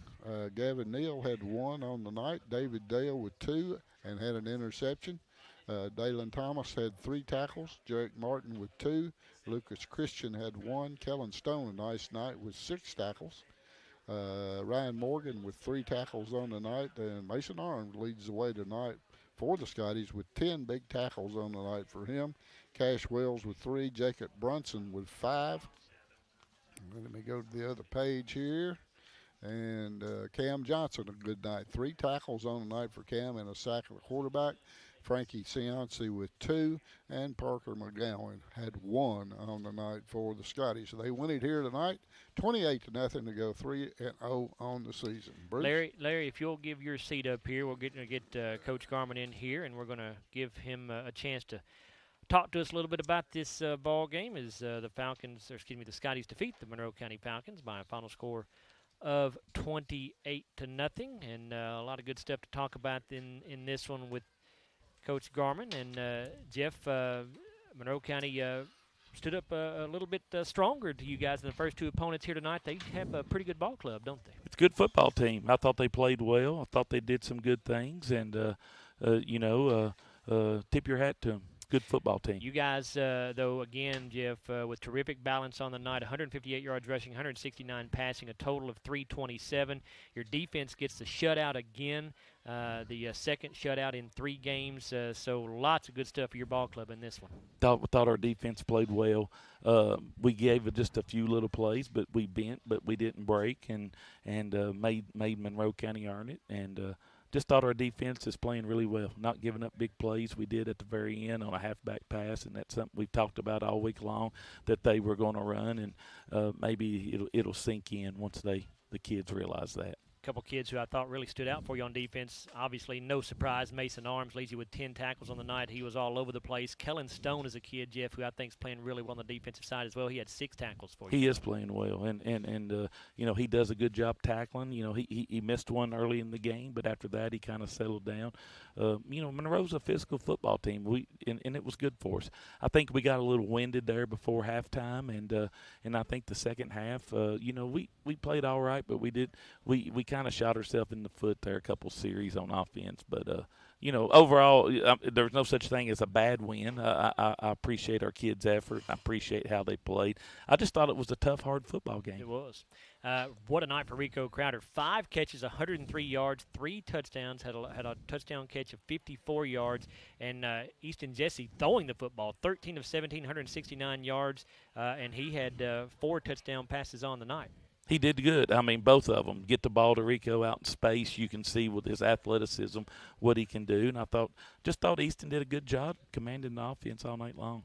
And then Mason Arms got some extended time also on offense, Jeff. He carried the ball 5 times for 57 yards. He ends up being your leading rusher on the night. Mason just runs the ball so hard, doesn't he? He did run the ball hard, and he's a strong kid. And you know, he's just another player that I feel like, you know, can make contributions to what we're wanting to do. And then something else that's probably going to get overlooked by a lot of folks, but the first game, Jeff, you all had 8 penalties. Last week, only 4 penalties. This week, only 3 penalties. So you're really doing a good job in that category. We're trying.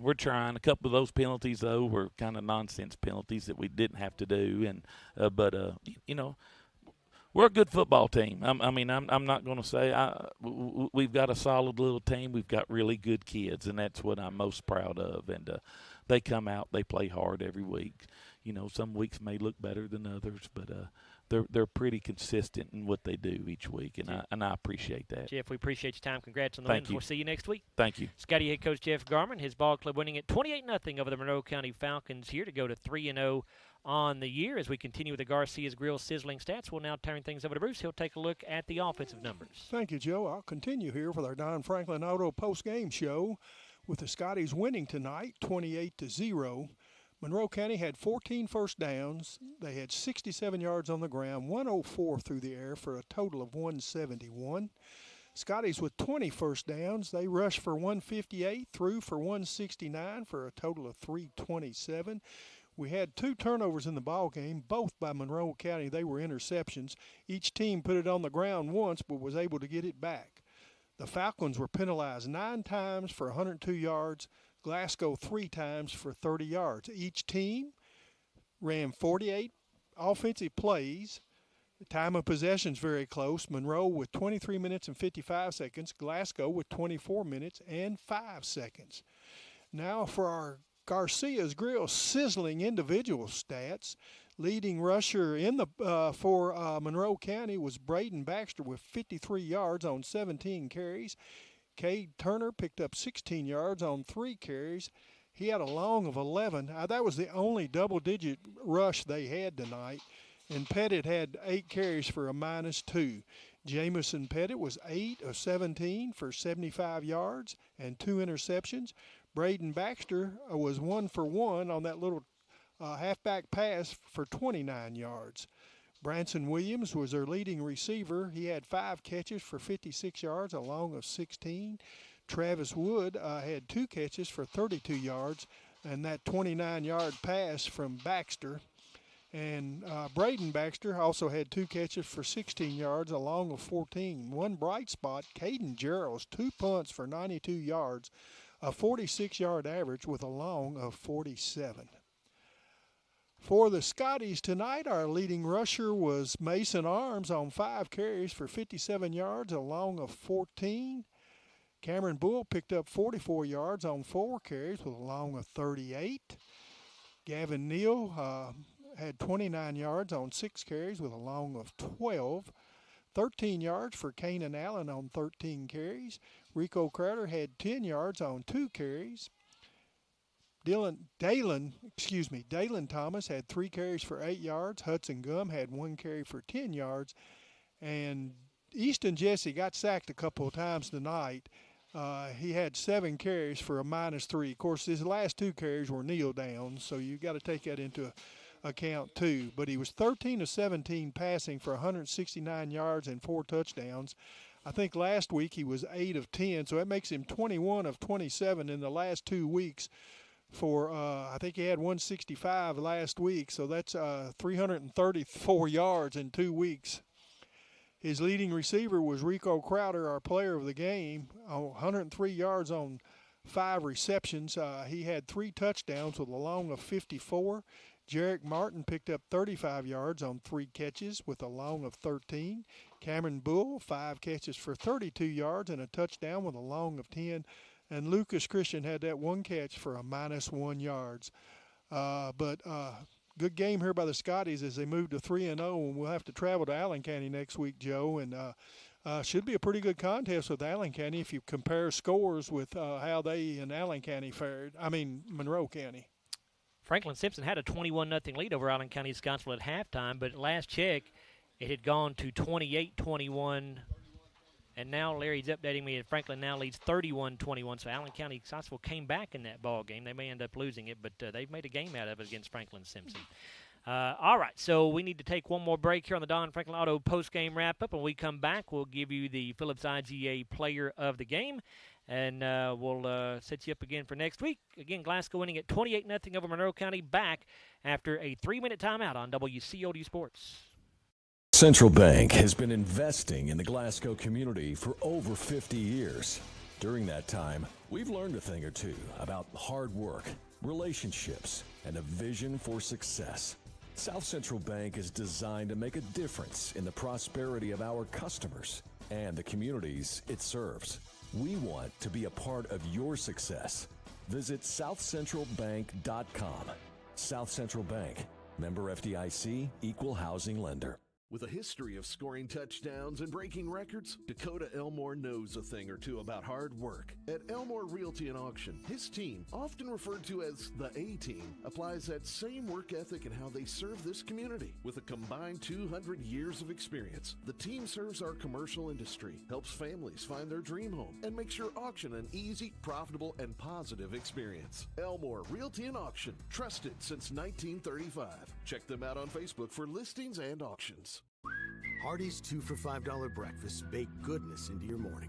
Choose a biscuit with sausage and egg, biscuit and gravy, or French toast tips. Any 2, just $5. Hardee's, goodness in the making. Get exclusive offers on the Hardee's app. Hardee's Double Deals pack double the charbroiled beef and melty cheese. Choose a double cheeseburger or bacon double cheeseburger starting at $2.99. Hardee's, goodness in the making. Get exclusive offers on the Hardee's app. A nationwide effort is underway to bring high-speed internet to small-town America. Rural broadband providers are taking the initiative. Their goal? To enhance quality of life by creating smart rural communities, which utilize a robust fiber network to jumpstart economic growth, to build thriving smart rural communities with the transformative power of rural broadband networks. Have you injured yourself playing a sport or exercising? Sports medicine experts at TJ Regional Health are trained to get you back on the road to recovery, whether you're dealing with sprains, fractures, knee and shoulder injuries, or other common injuries. Our goal is to prevent illness and injury in active individuals of all ages and help prevent future problems to maximize your performance. Find out more at tjregionalhealth.org/rehab. Patients first, team always. TJ Rehabilitation Services. Monticello Bank first opened its doors in 1895 as a single office in Monticello, Kentucky. Today, there are 21 MBC locations across the Commonwealth. From home loans to commercial lending, Monticello Bank offers a wide variety of convenient financial services and competitive rates from local people you know and trust. Visit them at 1434 Happy Valley Road in Glasgow and let them help make the financial side of your life a little easier. Monticello Bank, where people matter. Member FDIC, equal.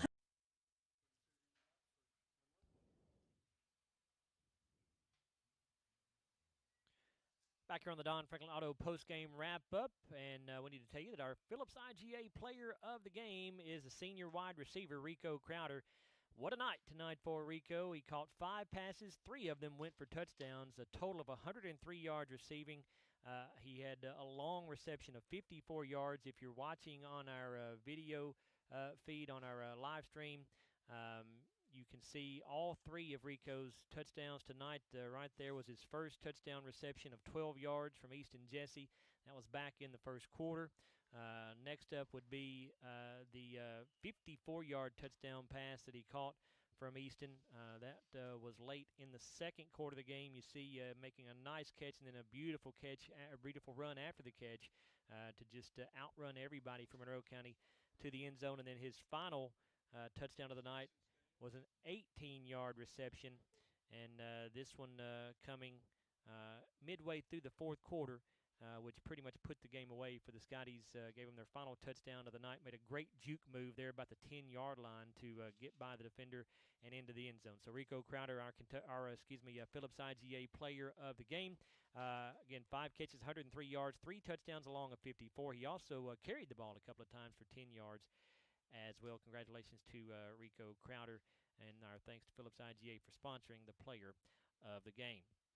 One more thing we want to get on the air here, and we've mentioned this a few times, but again, this is a pretty big deal. So we just want to make sure that with that Glasgow-Barron County ball game coming up here in a couple of weeks, Glasgow High School is going to be offering advanced online ticket sales for that Barron County game coming up on September the 15th. It's going to be a big crowd here, so if you can go ahead and purchase your tickets in advance online, you'll avoid standing in line to buy a ticket at the gate. Online sales expected to start go live on Monday on gofan.co. That's gofan.co. It'll be a great way to save time, like I said, from standing in line to purchase tickets at the gate. You can still purchase them at the gate. If you do, that'll be $7. Tickets online are also $7. If you do purchase at the gate, you must purchase those with cash. And as far as the online sales are concerned, you can find a link to purchase advanced tickets on the school's social media platforms at Glasgow Scottie Sports on Twitter, Facebook, and Instagram. Or you can also visit GoFan and search Glasgow High School to see online ticketing options for that Glasgow-Barron County ball game. That will be the next home game for the Scotties, and I think a lot of folks in the community are looking forward to that one. It's been a few years since those two teams have played in football, so a lot of anticipation for that one coming up here in a couple of weeks at Hank Royse Stadium. But first things first, Glasgow has a date with Allen County-Scottsville next Friday night, and that should be a really good ball game. We feel like that'll be a pretty good contest, pretty good challenge for the Scotties to go over there and take on the Patriots in Scottsville. It's a 6:30 start time here on WCLU for our pregame coverage. Also, of course, on our YouTube locations on the WCLU and Scottie channels as well. And then kickoff scheduled for 7 o'clock next Friday night there at Allen County-Scottsville High School. So that'll wrap things up for us tonight.